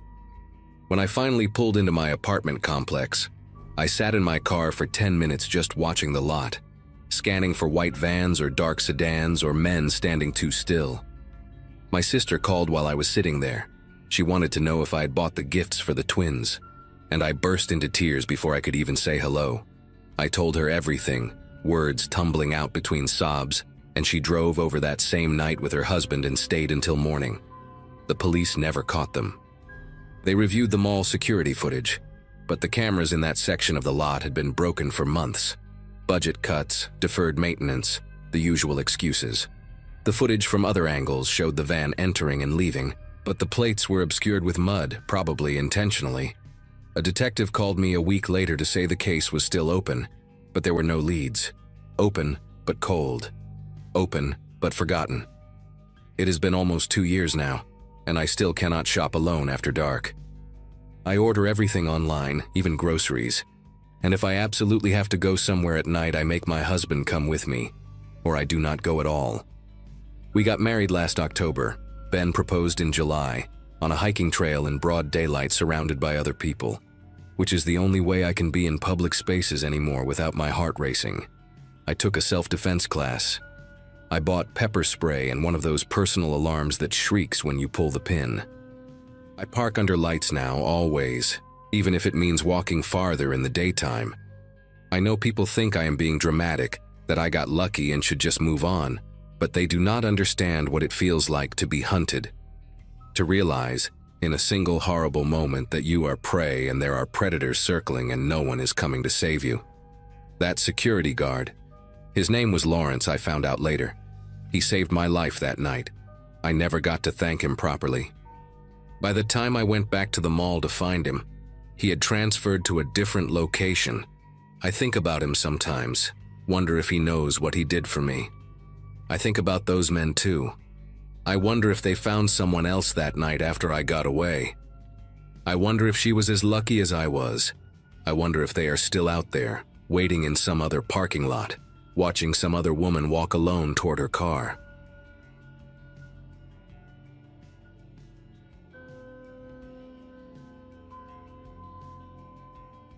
Christmas Eve of 2022 found me standing behind the counter of a speedway station off Route 9 in rural Ohio, watching snow pile up against the gas pumps like white barricades. My graduating class from high school back in 2012 was probably gathered around fireplaces and dinner tables by now. 10 years into careers and marriages and kids, while I counted cigarette packs and restocked energy drinks for minimum wage, plus $1 for the holiday shift. Nobody wanted to work Christmas Eve, especially not the graveyard hours. But I needed the money. Rent was due on the 1st, my car needed a new alternator, and my landlord had made it clear that late payments meant eviction. So there I was, alone in that fluorescent box of a building, surrounded by beef jerky displays and lottery ticket machines, listening to a staticky radio play holiday songs that sounded more like funeral dirges through the cheap speakers. The store sat about 2 miles from the nearest town, a lonely outpost for truckers and travelers. And on a night like this, I expected maybe 3 customers total before my shift ended at 6 in the morning. The snow had started around 8 that evening, light flurries at first, then thick curtains of white that reduced visibility to almost nothing. By 11, the parking lot lights were barely visible from inside, their glow swallowed by the storm. I remember standing at the window with a cup of burnt coffee, watching the occasional car crawl past on the highway without stopping, their headlights dim yellow smears in the blizzard. The heating system rattled and groaned like it was fighting for its life, and every few minutes the lights flickered from the wind battering the power lines. I had my phone propped up on the counter, scrolling through Instagram posts of people celebrating with their families, feeling that particular kind of loneliness that only hits when you realize everyone else is somewhere warm and wanted. The station felt smaller somehow, the aisles tighter, the ceiling lower, like the storm outside was pressing down on the building itself. I checked the clock above the door for probably the 100th time that night. It read 11:47. That was when the headlights cut through the snow. A dark SUV, Something big like a Suburban or an Expedition pulled into the lot and parked near the air pump station, away from the cameras mounted above the entrance. I straightened up behind the counter, grateful for something to break the monotony, and watched two figures climb out of the vehicle. They walked slowly toward the door, hunched against the wind, both wearing heavy winter coats with the hoods pulled up. Nothing unusual about that given the weather. The door chimed when they pushed through, bringing a gust of frozen air and snowflakes that melted instantly on the tile floor. I gave them the standard greeting, the automatic "welcome in" that came out of my mouth 100 times a shift. But neither of them responded. They just stood there for a moment, stomping snow off their boots, their faces hidden in the shadows of their hoods. Then they split up, one heading toward the refrigerated drinks at the back, the other wandering down the snack aisle. I watched them on the small security monitor behind the counter, more out of boredom than suspicion. The guy in the snack aisle picked up a bag of chips, examined it, put it back, grabbed a candy bar, turned it over in his hands, returned it to the shelf. He did this 3 or 4 times, never actually selecting anything, just touching products and moving on.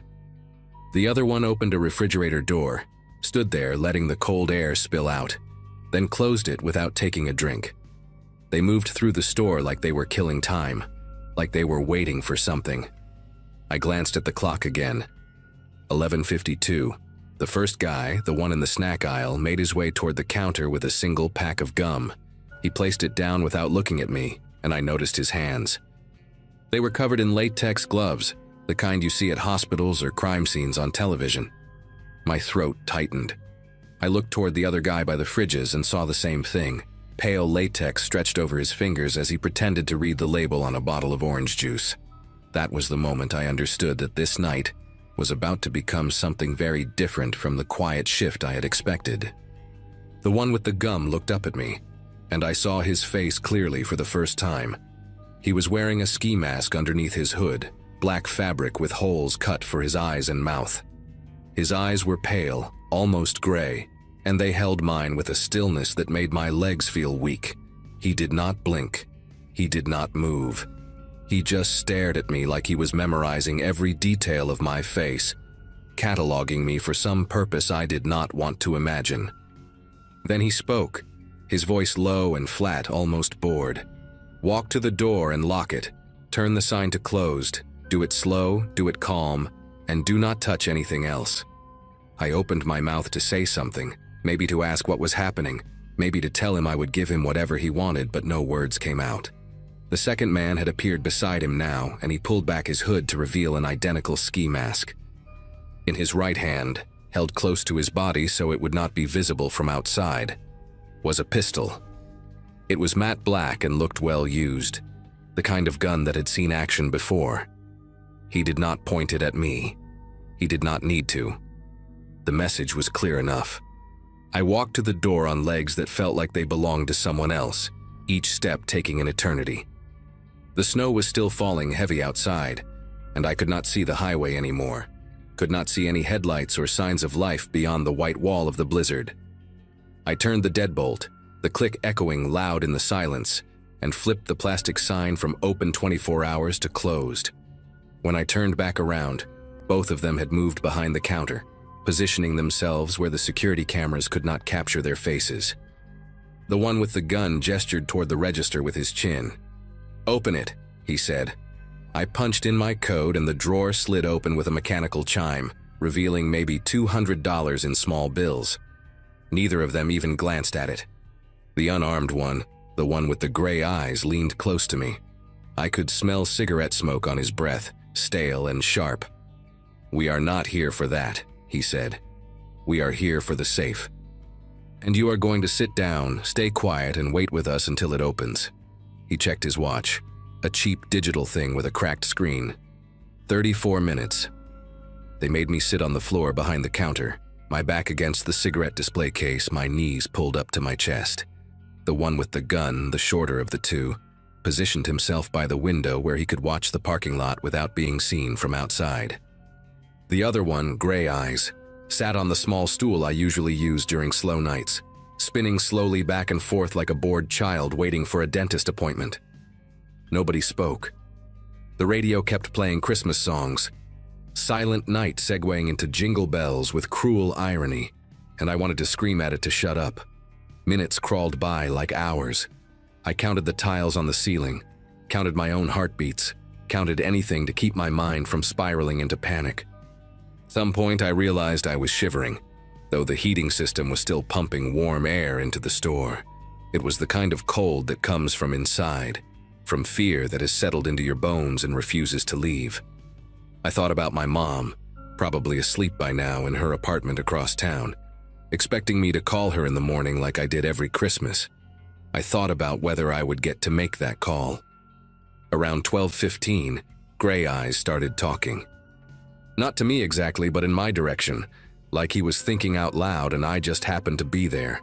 "You work every Friday night," he said, his voice casual, almost friendly. "And every other Wednesday. You close alone on those shifts.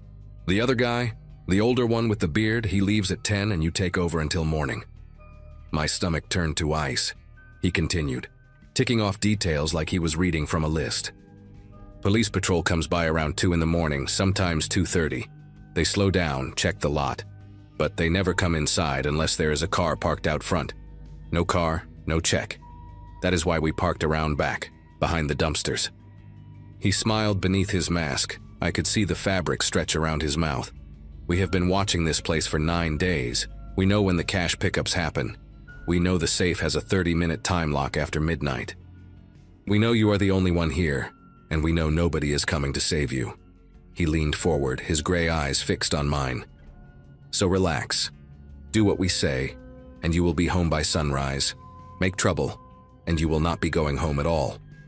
The safe beeped at exactly 12:30, a small electronic chirp that cut through the silence like a gunshot. Both of them straightened up, suddenly alert, the casual patience of the past half hour evaporating in an instant. Gray Eyes pulled me to my feet by my arm, his grip strong enough to leave bruises I would find the next day. "Open it," he said. "Now." I walked to the back office on unsteady legs, the two of them flanking me like prison guards escorting an inmate to his cell. The safe was a squat gray box bolted to the floor beneath the manager's desk, and my fingers fumbled with the combination, slipping on the dial, getting it wrong the first time. The one with the gun pressed the barrel against the back of my skull, cold metal kissing my skin, and suddenly my hands steadied.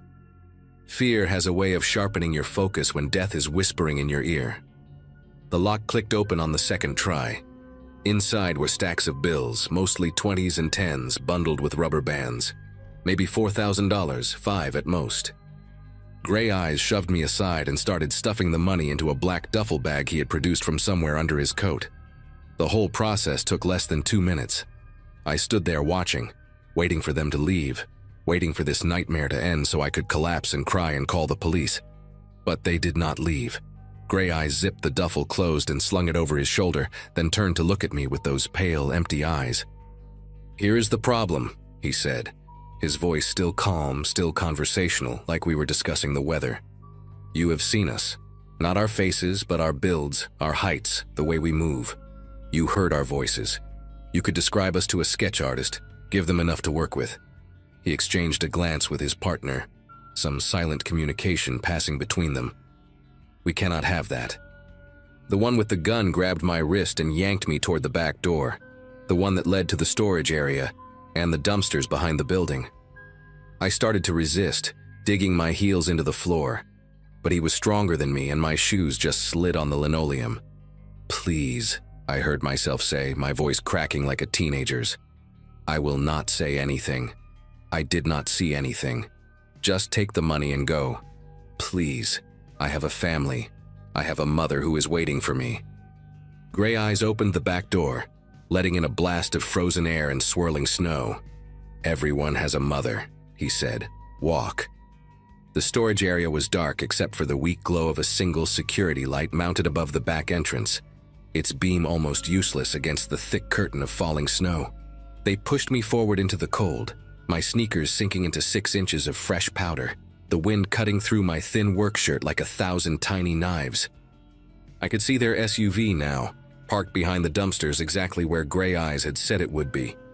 Its engine still running, exhaust fumes rising and disappearing into the storm. This was it. They were going to drive me somewhere remote. Somewhere the snow would cover my body until spring thaw. Somewhere nobody would think to look for a gas station attendant who simply vanished on Christmas Eve. My mind raced through options, calculated odds, weighed the certainty of death if I went with them against the possibility of death if I ran. The one with the gun was slightly behind me, to my left. Gray Eyes was ahead, walking toward the vehicle to open the back door. For 3 seconds, maybe 4, neither of them had a direct line on me. I did not think. I did not plan.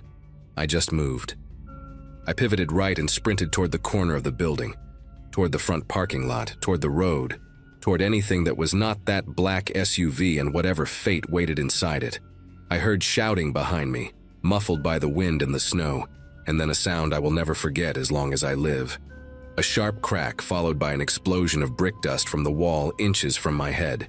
He had fired at me. He had actually fired at me. I kept running, slipping on ice, catching myself with one hand in the snow, pushing back up without stopping. I rounded the corner of the building and saw headlights on the highway. 2 yellow eyes cutting through the blizzard, getting closer. I ran toward them, waving my arms, screaming words that the wind stole from my mouth before they could form. The vehicle, a pickup truck with a plow attachment on the front, slowed as it approached. I threw myself into the road, directly into its path, forcing it to stop. The driver, a heavy man in a flannel jacket with a gray beard and confused eyes, rolled down his window and asked what the hell was going on. I could not answer. I just climbed into his passenger seat, locked the door, and told him to drive. He must have seen something in my face, some animal terror that convinced him not to argue, because he put the truck in gear and pulled away. I looked back through the rear window, expecting to see the SUV in pursuit, but there was nothing. Just snow and darkness and the fading glow of the gas station disappearing into the storm. The man in the truck was named Howard Gilmore, and he drove me straight to the county sheriff's station 12 miles down Route 9. I gave my statement 3 times that night, once to the deputy on duty, once to the sheriff himself when he came in at 4 in the morning, and once more to a detective from the state police who arrived around dawn. They found the SUV abandoned 2 days later in a Walmart parking lot outside Columbus, wiped clean of prints, registered to a woman in Pennsylvania who reported it stolen 3 weeks earlier.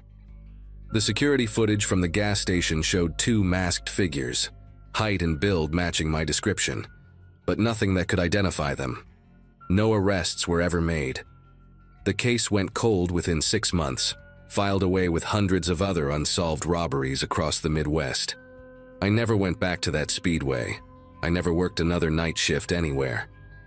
I moved to Indiana that spring to live closer to my mom, took a job at a warehouse where I clock out at 5 and drive home while the sun is still up. Sometimes when I am alone and the house is quiet, I think about those gray eyes watching me through the holes in that ski mask, and I wonder if he ever thinks about the one who got away.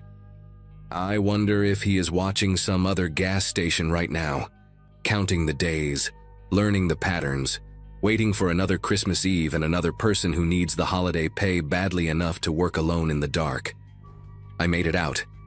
I survived. But I left something behind in that snowstorm, some sense of safety I will never get back. Every time I see a black SUV slow down near me, every time a stranger in a winter coat watches me a little too long, I feel it again.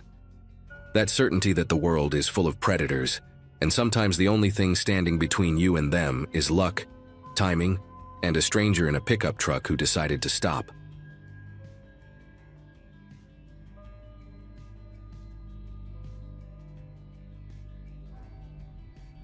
Night shifts in the emergency room have a way of blending together, especially during the holidays. My 10th year as an ER nurse at St. Francis Memorial in Chicago meant I had seen pretty much everything December could throw at us. Drunk drivers, kitchen accidents from people who had no business deep-frying turkeys, the usual spike in domestic calls that nobody likes to talk about. That week before Christmas in 2017 started out feeling like any other holiday rush. We were short-staffed because half the nurses had requested time off to be with their families, and those of us pulling doubles were running on coffee and vending machine snacks. I remember complaining to my coworker Patrice about how my feet were killing me, how I just wanted to survive until the 26th so I could sleep for 3 days straight. She laughed and told me to pace myself because the weekend was going to be worse. Neither of us knew how right she was, just not in the way we expected. It was around 2 in the morning on that Wednesday when I first noticed something strange about our patient intake. A woman came in with a nasty gash on her forehead and bruising along her left arm, telling the triage nurse she had slipped on a patch of ice outside her apartment building. Standard winter stuff, nothing unusual. But then an hour later, another woman arrived. Different age, different background, but almost identical injuries. Left side of the body, defensive bruising on the forearm, a cut somewhere on the face. She lived in the same neighborhood, over on Ashland Avenue near the old meatpacking district. I processed her paperwork and asked the usual questions, and she gave me the same answer with this weird flat tone in her voice. Fell on the ice. Did not see it coming. Just want to go home. I wrote it down and moved on because we had 12 other patients waiting. But something stuck with me. The way she kept glancing toward the exit, like she was expecting someone to walk through those doors any second. By 4 in the morning, we had admitted a third patient from that same area. This one was a guy in his early 20s, clearly intoxicated from some office holiday party, wearing a wrinkled dress shirt with the sleeves rolled up despite the freezing temperature outside. He had a split lip and scrapes on his palms, the kind you get when you throw your hands out to break a fall. Same story. Slipped on ice, went down hard, just needed to get cleaned up and head home. But when I was cleaning the cuts on his hands, I noticed something that made me pause. The scrapes were on his palms, sure, but the bruising on his forearms was on the outer side, not the inner side where you would expect if someone braced themselves against the ground. These were defensive wounds. I had seen enough domestic violence cases to recognize the pattern. Someone had grabbed him, hard, and he had tried to pull away. I asked him directly if someone had hurt him, and he just stared at me with this glazed expression before repeating that he fell on the ice. His voice cracked when he said it. Around 5:30, I finally got my first real break of the night. The waiting room had cleared out a bit, and Patrice told me to go grab some air before the morning rush started. I pushed through the side door near the ambulance bay, the one the staff uses when we need a few minutes away from the fluorescent lights and the constant beeping of monitors. The cold hit me immediately. It was maybe 15 degrees out there, and my scrubs did nothing to block the wind. I stood there rubbing my arms, watching my breath form little clouds in the darkness, when I noticed him. A man standing near the edge of the parking lot, maybe 30 feet from the ambulance entrance. He was just standing there in a dark coat, hands in his pockets facing the sliding doors. Not moving toward them, not walking away, just watching. I figured he was waiting for someone, maybe a family member getting discharged, so I did not think much of it at first. But then a full minute passed and he did not move, did not check his phone, did not pace around to stay warm. He just stood there like a statue, staring at those doors, and I got this uncomfortable feeling in my chest that I could not quite name. I went back inside after maybe 5 minutes because the cold was unbearable, and I needed to get back to work anyway. The rest of the morning passed in the usual blur of minor emergencies and paperwork. We discharged the young guy with the split lip around 7, gave him instructions for wound care, told him to follow up with his primary doctor if anything got worse. The 2 women from earlier had already left before my break. I did not think about the man in the parking lot again until almost 10 in the morning, when I was finally getting ready to clock out. That is when I saw her, the second woman, the one from Ashland Avenue sitting in one of the plastic chairs in the hallway near the vending machines. She was not waiting for anything. She was just sitting there with her coat pulled tight around her, clutching her purse against her stomach like someone might try to rip it away from her.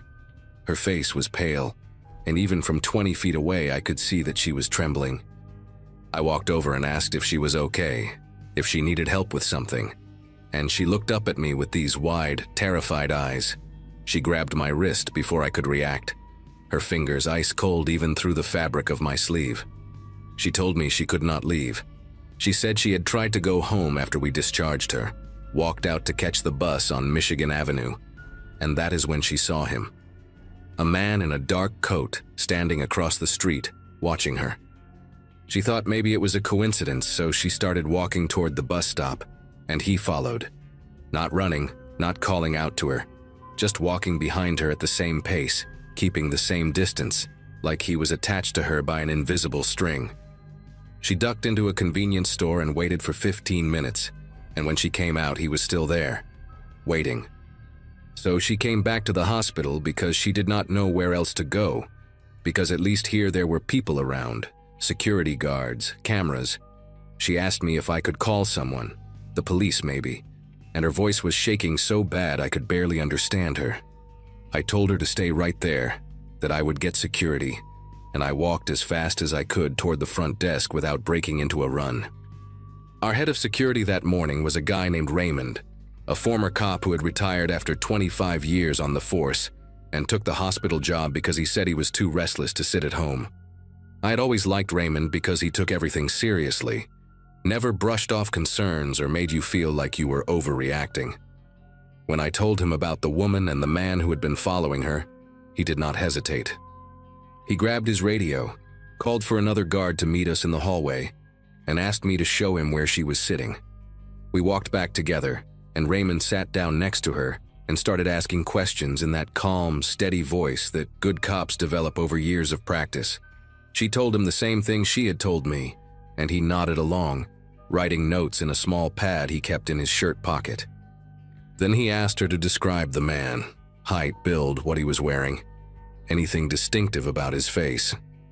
She said he was average height, maybe 5'9" or 10, wearing a dark coat that went down past his knees. She could not remember his face clearly because she had been too scared to look directly at him. Raymond told her to wait with me while he checked the security footage from earlier that morning. He said it would only take a few minutes and he would come back with whatever he found. I sat down next to the woman.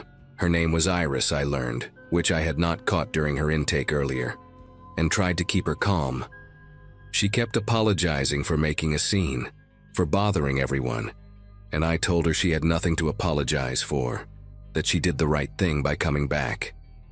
We sat there in silence for a while, watching the morning staff move through the hallways, the occasional patient being wheeled past on a gurney. About 20 minutes later, Raymond came back, and the expression on his face told me everything before he even opened his mouth. He pulled me aside and spoke in a low voice so Iris would not hear. He told me the man had been on camera, not just that morning, but for the past 4 days. Every single night, starting around midnight and staying until dawn, pacing near the ambulance entrance, the main entrance, the side door by the parking garage, always watching, always waiting, and then following people who left alone. Raymond showed me some of the footage on his phone, and watching it made my skin go tight all over. The clips were grainy, black and white, the kind of quality you get from budget security cameras that hospitals never bother to upgrade. But you could see him clearly enough. The same figure, same coat, same posture, appearing at different entrances throughout the night. In one clip from 2 days earlier, you could see him standing near the main entrance around 1 in the morning. A woman walked out, young, wearing what looked like a cocktail dress under an open jacket, clearly coming from some holiday event, and within seconds of her passing through the doors, he started moving. Not toward her exactly, but parallel to her, matching her pace as she walked toward the street. The camera lost them both once they reached the sidewalk. In another clip, a man stumbled out of the ER looking drunk and disoriented, and the figure in the coat detached from the shadows near the parking garage and followed him into the darkness between the streetlights. Raymond told me he had counted at least 11 instances over 4 nights. 11 people followed into the snow-covered streets where the cameras could not see what happened next. The police arrived around noon, 2 detectives who looked exhausted and irritated in the way cops always do during the holidays when they get called out for something complicated. Raymond walked them through the footage while I stayed with Iris, who had started crying quietly into a tissue someone had given her. One of the detectives, a woman with short gray hair and a voice like sandpaper, came over to take her statement. She asked Iris to describe what had happened when she first came to the ER earlier that night, And that is when Iris said something that made everything click into place in the worst possible way. She said she had not fallen on the ice. She said a man had grabbed her from behind while she was walking home from a bar, dragged her into an alley, and she had fought him off. She ran to the hospital because it was the closest place with lights and people. But she had been too scared to tell anyone the truth, too ashamed, too worried that no one would believe her. So she said she fell on the ice because it was easier than explaining. The detective wrote everything down, her face completely neutral, and then asked Iris if the man who grabbed her in the alley was the same man who followed her that morning. Iris said she did not know. She never saw his face in the alley. It was too dark. I went home that afternoon and barely slept. I kept thinking about those 11 people on the security footage, wondering how many of them had the same story as Iris. How many had lied about falling on the ice because they were too scared or ashamed to say what really happened? And how many of them made it home safe after that man followed them into the darkness? The police put out an alert, increased patrols around the hospital for the next few weeks, and Raymond made sure there was always a guard stationed near each entrance during the overnight hours. They never caught the guy. That is the part that still keeps me up some nights. The detectives told us later that they had pulled footage from traffic cameras and nearby businesses, traced his movements for a few blocks in each direction, but he always seemed to disappear into the same handful of streets near Ashland Avenue. The neighborhood with all the old meatpacking buildings, half of them abandoned, full of loading docks and back alleys where someone could vanish in seconds. They found a sleeping bag and some empty food containers in one of those buildings, signs that someone had been living there, but no fingerprints. No identification, nothing that could tell them who he was. After Christmas, the man stopped showing up on our cameras. Just like that, he was gone. No explanation, no arrest, no final confrontation. He simply was not there anymore. The detective with the gray hair called me in January to follow up, asked if we had seen anything else suspicious, and I told her no. She said they were still working the case but did not sound hopeful. I checked the news obsessively for weeks after that, looking for reports of assaults or worse in that part of the city. But I never found anything that seemed connected. Maybe he moved on to another hospital, another neighborhood, another city. Maybe something happened to him that we will never know about.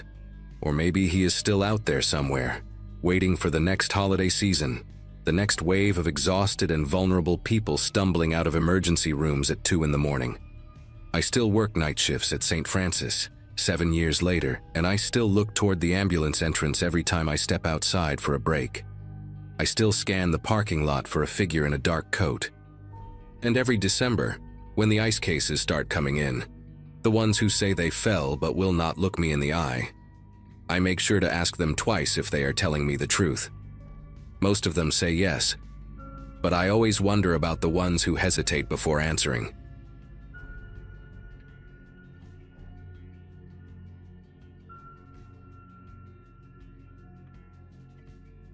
Holiday prep always puts me in a certain mindset, and that year was no different.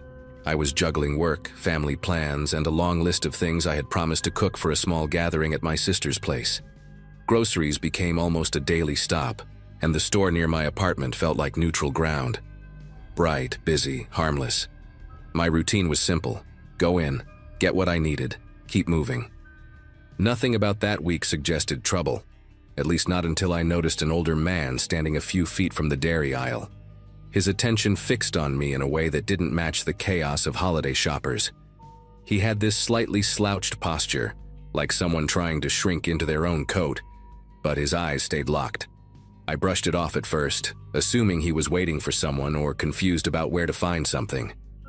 A few days passed before I saw him again, and that second encounter felt harder to dismiss.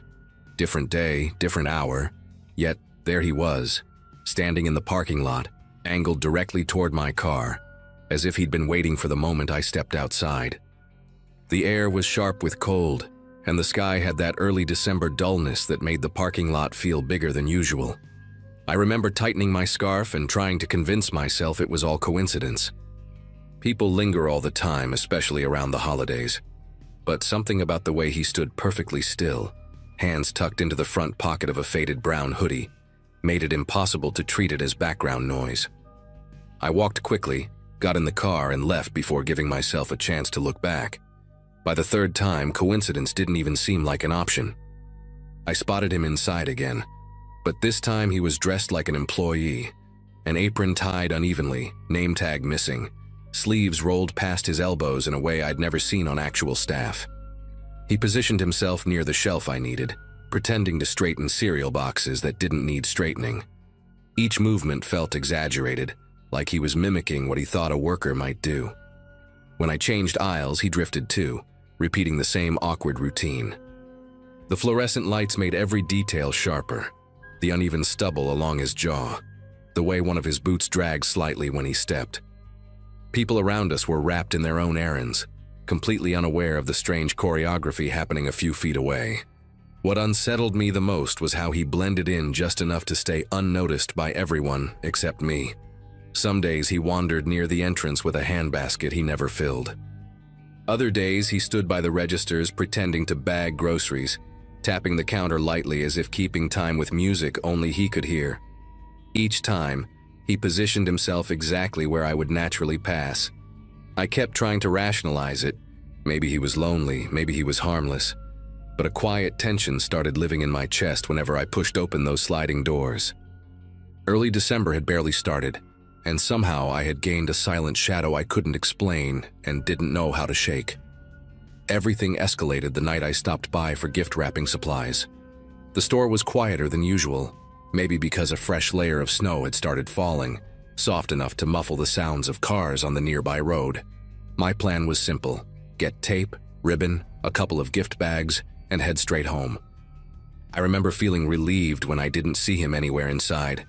The aisles were calm, the holiday displays predictable, and for a moment I felt silly for letting a stranger take up so much of my headspace. I checked out quickly, tugged my coat tighter against the cold, and pushed open the doors into the dim parking lot. The snow had settled into a thin sheet across the pavement, crunching under my boots as I walked. I was halfway to my car when I heard footsteps matching the rhythm of mine.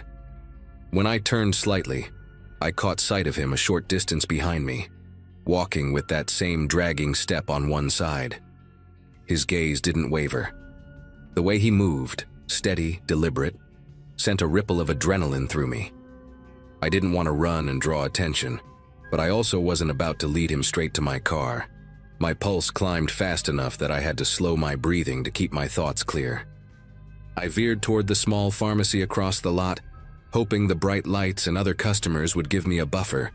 Inside, the air was warmer and smelled faintly of cinnamon-scented candles, something I usually liked but barely noticed in that moment. I pretended to browse the holiday aisle, picking up boxes I didn't need just to stay looking occupied. A few seconds later, the bell over the door chimed, and he walked in.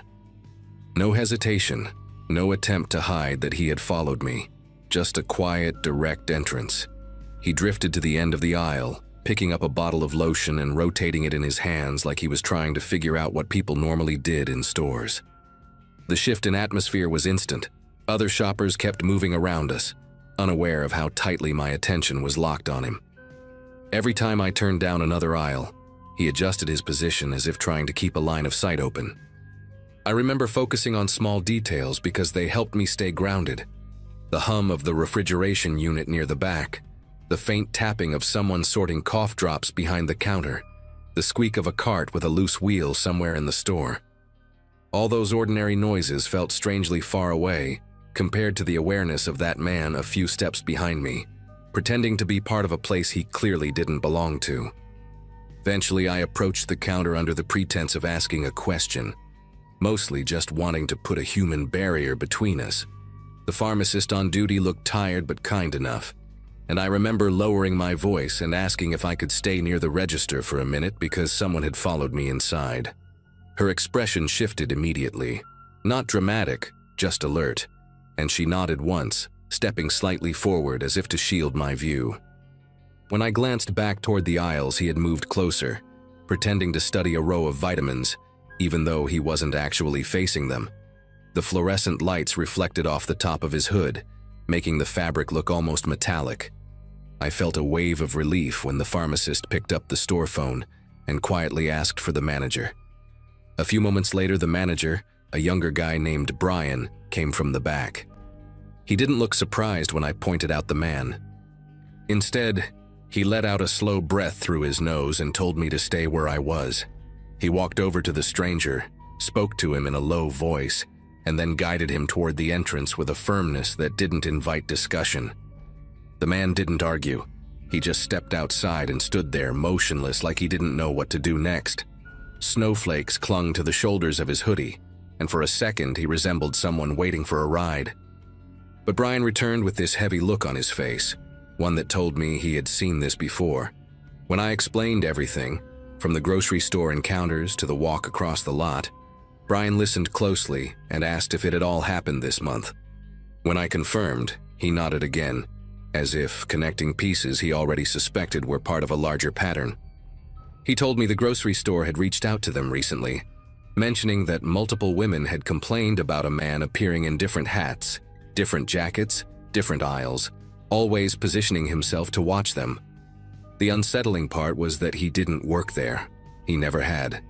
He just showed up during the holiday rush, blending into the distraction of crowds and seasonal chaos. Brian advised me to drive home with someone on the phone and offered to walk me to my car. The man was gone by the time we stepped outside. The lot was quiet except for the crunch of snow under Brian's boots and the soft buzz of a street lamp flickering near the curb. I got in my car, locked the doors immediately, and didn't let myself look around until I reached the main road. The following week, I heard that security had started monitoring the grocery store entrances more closely, and the man hadn't been spotted since. No one ever figured out who he was or why he singled out certain women. Even now, when the holidays roll around, I catch myself scanning crowds without meaning to. It all stopped as suddenly as it started, but the memory of those December errands carries a weight I still can't explain.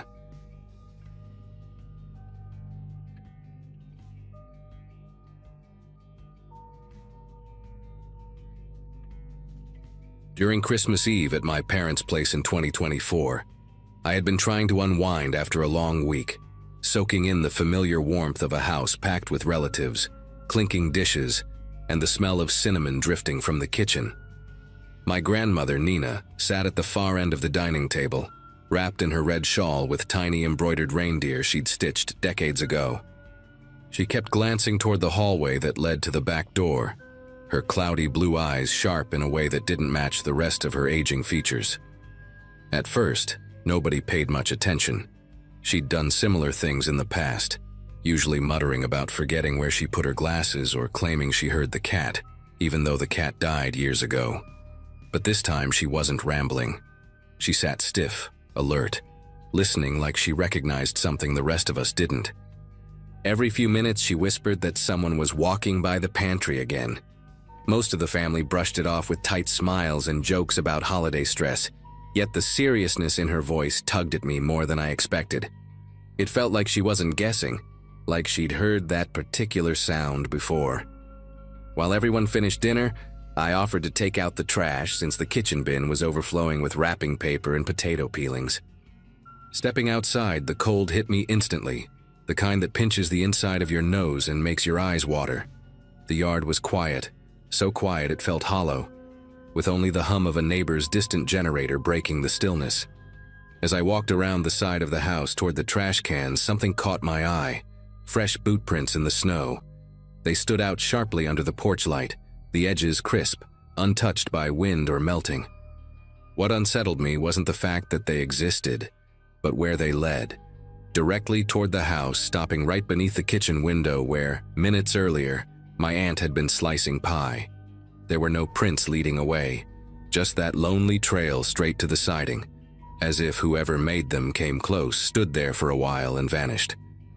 I crouched beside the prints, trying to measure how recently they were made.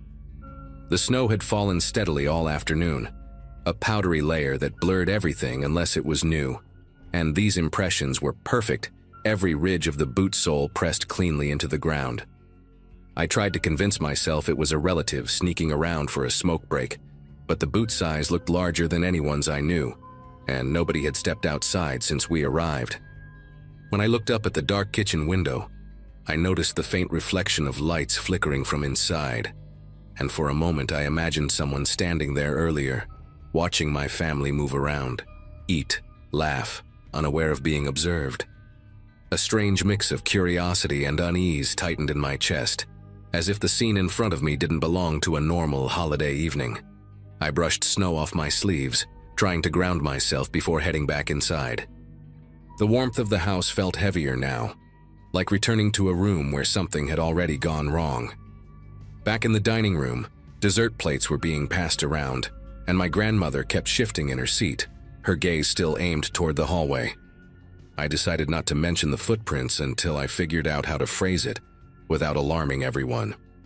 The conversation had turned lively again, my cousin joking about someone burning the cheesecake, my uncle bragging about fixing his old truck. But beneath all that noise, Grandma Nina's whisper cut through the air. She leaned toward me and said, barely audible, "He's waiting by the door now." Before I could respond, a soft knock came from the front entrance. Not a normal knock, more like someone testing how quietly they could do it. Everyone paused. Then a man's voice drifted through the wood, polite but strained, saying he was a neighbor with car trouble.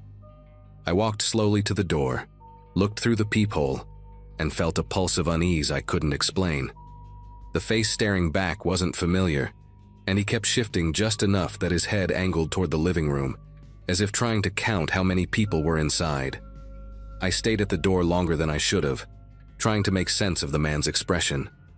He didn't look panicked the way someone stranded on a cold night usually would. His eyebrows were slightly raised, almost curious, and he kept changing the tilt of his head, not impatiently, but deliberately, like he wanted a clear view of whatever was behind me. The porch light caught small details on his coat, flecks of snow melting unevenly, a scuff on the left shoulder, and a thin smear of something darker near the collar. I told him through the door that I couldn't open it but could call someone for him. He didn't answer right away. Instead, he shifted his weight and leaned a little closer, the corner of his mouth tightening in a way I couldn't read. "I just need a quick hand," he said, softer this time. The air in the hallway felt stale as I backed away. When I returned to the dining room, my mom immediately asked what the neighbor needed. I told her I didn't know him, and that something felt wrong about the whole interaction. My dad moved to check the peephole himself, but by then the man had stepped out of view. We tried to settle back into dessert, but the mood was different now. My grandmother kept glancing toward the hallway again, blinking slowly, tapping her nails on the table in a rhythmic pattern she only did when nervous. My younger cousins whispered among themselves, asking whether someone had actually been at the door, or if we were just overreacting. I wanted to reassure them, but the sight of those footprints still lingered in my mind. The thought that someone might have been standing beneath the kitchen window earlier made the house feel smaller, like the walls weren't as solid as they should be. Then another sound floated through the room, this time from the side of the house. A creak, not loud but distinct, as if someone had placed their weight on the old wooden steps near the mudroom entrance. Everyone went silent. My uncle tried to laugh it off, claiming the wind must have pushed something over, but the wind hadn't picked up at all. The silence after that noise felt too deliberate, too controlled. My dad finally decided to call the police, not because we thought we were in danger, but because the footprints, the stranger, and my grandmother's comments had stacked into something we couldn't shrug off anymore. While he was talking on the phone, my grandmother mumbled, "He's still outside," and this time she said it with such certainty that even my skeptical aunt stopped mid-sentence. I didn't know whether to comfort her or listen to her. Something about the way she stared toward the mudroom made me feel like ignoring her would be a mistake. My brother grabbed a flashlight and pointed it through the kitchen window, sweeping the beam across the yard. The snow glowed under the light, smooth and untouched, except near the side steps where a new set of impressions broke the surface, spaced wider apart than the earlier ones, like someone had been moving quickly, but carefully. Minutes felt longer than they should have while we waited for the police. Every sound became suspicious, the heater turning on, the ice maker dropping cubes, distant fireworks from a nearby neighborhood. When the doorbell suddenly rang, all of us stiffened. This time the knock came after the doorbell, slow and spaced out, almost expectant. My dad shouted that the police were already on their way. No response. I walked to the window facing the driveway, pulling the curtain back just an inch. A figure stood near the porch, not directly in front of the door, but slightly to the right, angled toward the living room windows, as if that was where his attention had been the whole night. The porch light caught only the lower half of his face, leaving his eyes shadowed. He didn't move when my dad threatened to call again. He didn't call out. He just stood there, listening. The police car finally pulled into the driveway, its headlights cutting through the yard and washing over the porch. The moment that beam swept toward the figure, he stepped back. Not startled, not running, just easing himself out of the light like someone who'd been caught somewhere he wasn't ready to leave yet. By the time the officers reached the front steps, he was already moving toward the far side of the house. One officer chased after him while the other stayed by the door, asking us questions through the frame without entering right away. When the searching officer returned, he said the man had disappeared into the tree line behind the neighborhood, leaving only the trail of boot prints pressed into the snow. I asked if they matched any pattern they'd seen recently, and the officer hesitated in a way that made everyone shift uncomfortably. He said there had been several burglaries that month, all involving someone watching homes from the outside before attempting to break in. Cases where families reported hearing footsteps, soft knocks, or a stranger claiming to be a neighbor needing help. As the officers walked around the property, their flashlights bobbing through the dark, I found myself standing beside the kitchen window again. The snow beneath it was disturbed in a wider circle now, trampled by police boots, but I could still see the remnants of the earlier prints. They lined up perfectly with where someone would stand if they were trying to look in without being seen from inside. My grandmother stepped beside me, placing her hand lightly on my arm, her voice steady for the first time all night. "He was here longer than you think," she murmured, almost like she was sharing a secret she'd kept to herself. I asked her what she meant, and she said she'd heard that same quiet pacing by the pantry while we were still in the middle of dinner. She described it in a way that made the hairs on my arms rise, measured steps, pausing, shifting weight, as if someone were deciding whether to try the door. The officers came back inside with their final update. They'd found a second set of tracks near the mudroom steps and fresh impressions under another window on the opposite side of the house. Whoever it was had been circling us, choosing vantage points. We asked what we should do, and one officer suggested keeping the doors locked and leaving a porch light on through the night. He added that they'd increased patrols because the same pattern had occurred in 2 nearby neighborhoods: soft knocks, false neighbors, and windows used as vantage points. My mom asked whether the man ever tried breaking in anywhere else. The officer nodded, explaining that in a couple of cases the intruder returned after the initial approach, waiting for the family to fall asleep before attempting entry. Hearing that made the room feel heavier, like the air had sunk lower into the walls. Nobody slept much after the police left. We stayed gathered in the living room with the TV on low, every shadow feeling more deliberate than normal. But nothing else happened. Not another knock, not a sound by the mudroom, not even a gust of wind strong enough to rattle the siding.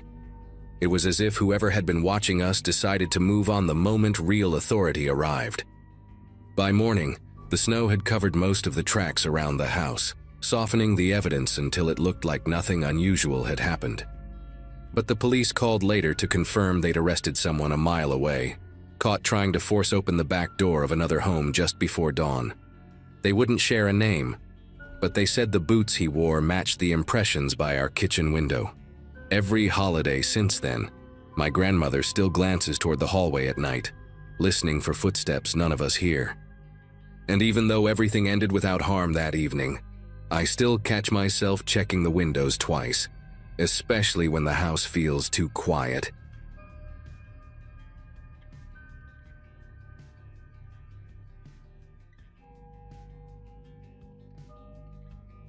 Late that December, life had slowed to a strange, almost quiet rhythm for me, out in the old farmhouse I'd been renting while saving to move closer to town.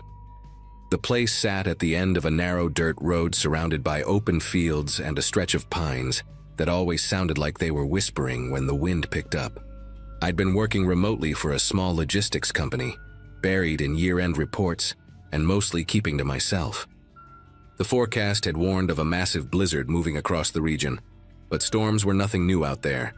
so I'd stocked the pantry, charged my phone, and settled in, figuring the worst I'd deal with was boredom. The house itself had its quirks: thin walls, uneven floors, and an old heating system that hummed like a tired engine. But it had always felt predictable, familiar. That night, though, something about the air inside felt strangely static, as if the house had paused to listen for something I hadn't noticed yet.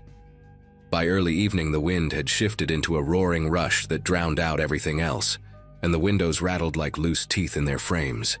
I kept glancing toward the porch because every now and then a dull thud echoed from that direction, quiet but heavy, the kind of sound you get when snow slides off the roof or knocks something over. I told myself that was all it was. The storm was piling drifts taller than the porch railing, and I figured some of the old furniture out there had finally given in. Still, the noise carried a rhythm that didn't match the weather, almost like someone nudging something across the planks instead of snow shifting on its own. Curiosity eventually got the better of me, so I walked to the kitchen window, expecting to see chaos. Snow everywhere, whiteout conditions swallowing the yard. What I didn't expect was how clean the surface looked, smoothed entirely by the wind, no trace of anything having moved at all. Then my eyes slid to the area near the back steps, and that's when the first real jolt of unease hit me. The entire yard was wiped blank by the storm. No tire marks, no animal tracks, not even the faint lines from the porch posts. Except for one thing: a fresh set of footprints leading straight to my back door. They were spaced evenly, crisp around the edges despite the wind, like they'd been made minutes earlier. But there were no prints leaving, no trail looping around the yard, just a single purposeful path heading right to where I stood on the other side of the glass. I leaned in closer, almost doubting my own eyesight, and that was when the lights cut out so abruptly, it felt like the house had been unplugged from the world. The furnace stopped mid-groan, the refrigerator clicked off, and the quiet that followed seemed unnaturally thick, like the storm had swallowed all sound except its own.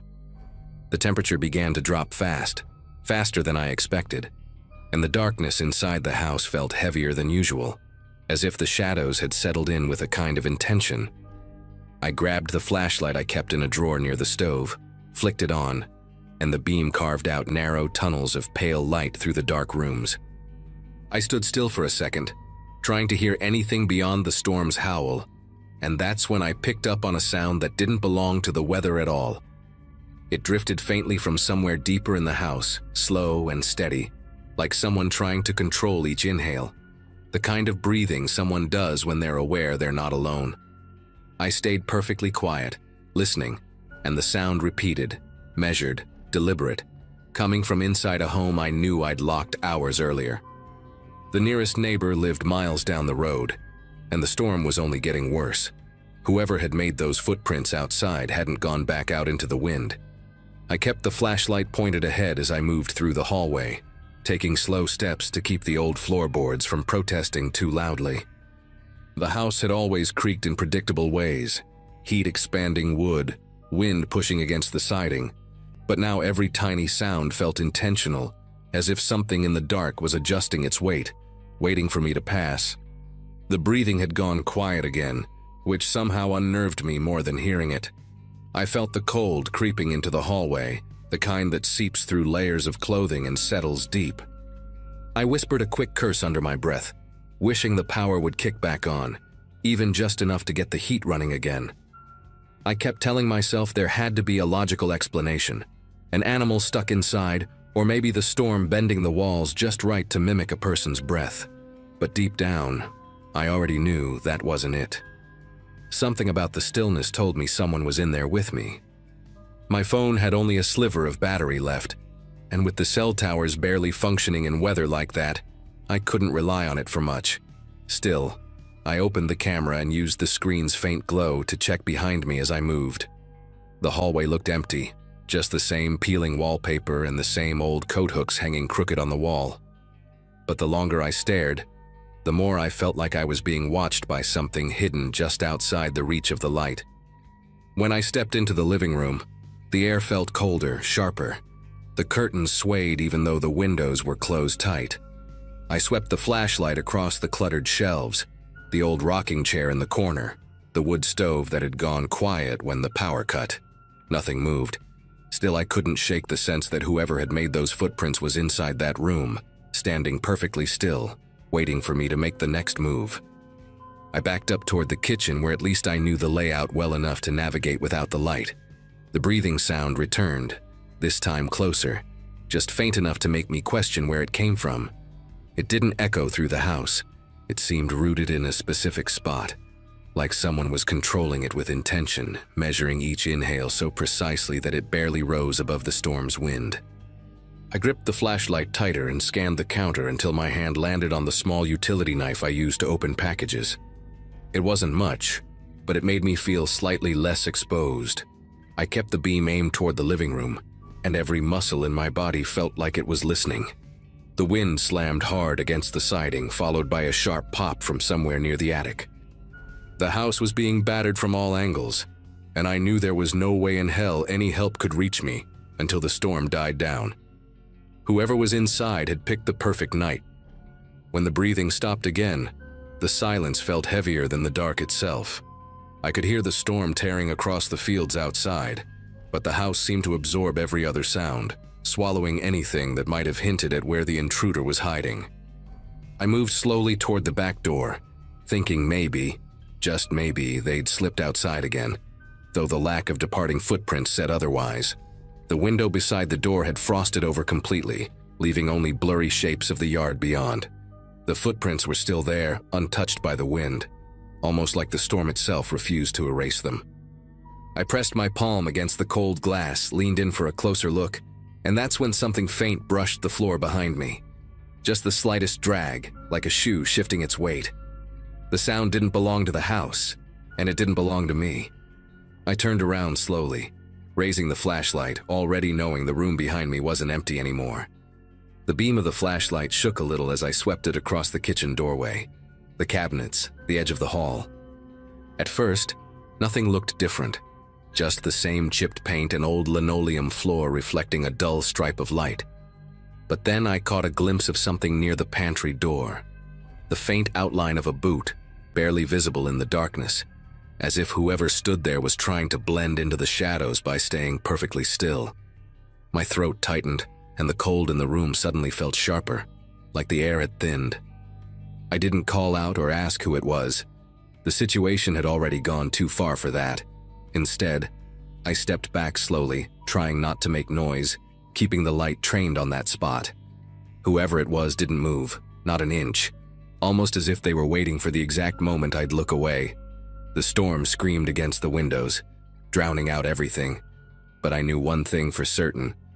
Someone was standing in my kitchen. I edged toward the small staircase that led down to the mudroom, hoping to put some space between us. The temperature seemed to drop again as I reached the first step, and I could see my breath clouding the air in front of me. The flashlight flickered once, just enough to make my pulse jump, and I hit the side of it with my palm to steady the beam. That tiny motion must have given me away, because the boot near the pantry shifted, barely, but enough to confirm the figure wasn't frozen or imagining things. They were watching me, tracking me. The house felt smaller with every second, each room narrowing in around me. I thought about running into the storm, but the last time I'd seen outside, the snow was waist-high and the wind strong enough to knock someone down. If I stepped out there, I'd lose direction instantly. Staying inside felt like my best chance, even though the intruder clearly knew the place well enough to slip around without making a sound. I backed down the stairs and pulled the mudroom door shut behind me, locking it, even though I knew a simple lock wouldn't stop someone determined. The room was freezing, darker than the rest of the house, with only the thin outline of the back window letting in a faint bluish glow from the storm. I crouched behind the shelving unit, pressing my legs against a crate of firewood, trying to stay quiet while keeping my flashlight aimed at the door. For a moment, I didn't hear anything but the storm. Then a soft, steady sound rose on the other side, breathing again, this time closer, like whoever stood in the kitchen had pressed their face near the door to listen. The old wood separated us by barely an inch, and I could almost imagine the warmth of their breath meeting the cold on my side. I tightened my grip on the utility knife, forcing myself to stay still. The door handle twitched once, then slowly turned, testing the lock with deliberate patience. Something in me snapped from fear into focus. I knew the windows were old, brittle from the cold, and the one behind the shelving unit had a loose latch I'd been meaning to fix. I shoved the shelf forward, grabbed the window frame, and forced it open as far as the snow would allow. The wind blasted in, numbing my face instantly, but I pushed through and climbed out into the drift. The snow swallowed my legs, but I crawled along the side of the house until I reached the crawl space hatch near the foundation. It was barely tall enough for me to fit, but it was shelter, hidden and too narrow for anyone to follow quickly. I slid inside, pulled the hatch closed, and waited. The breathing near the mudroom door stopped. For the next few hours, I listened to footsteps moving through the house, slow and methodical, as if the intruder were searching room by room, certain I hadn't gone far. By the time the storm finally broke and the light outside shifted to dawn, the house fell silent again. When officers arrived hours later, they found the back door lock broken from the inside and a trail of footprints leading away into the field, prints that the wind never touched, just like the ones that had led in. I moved out 2 days later and never spent another night there.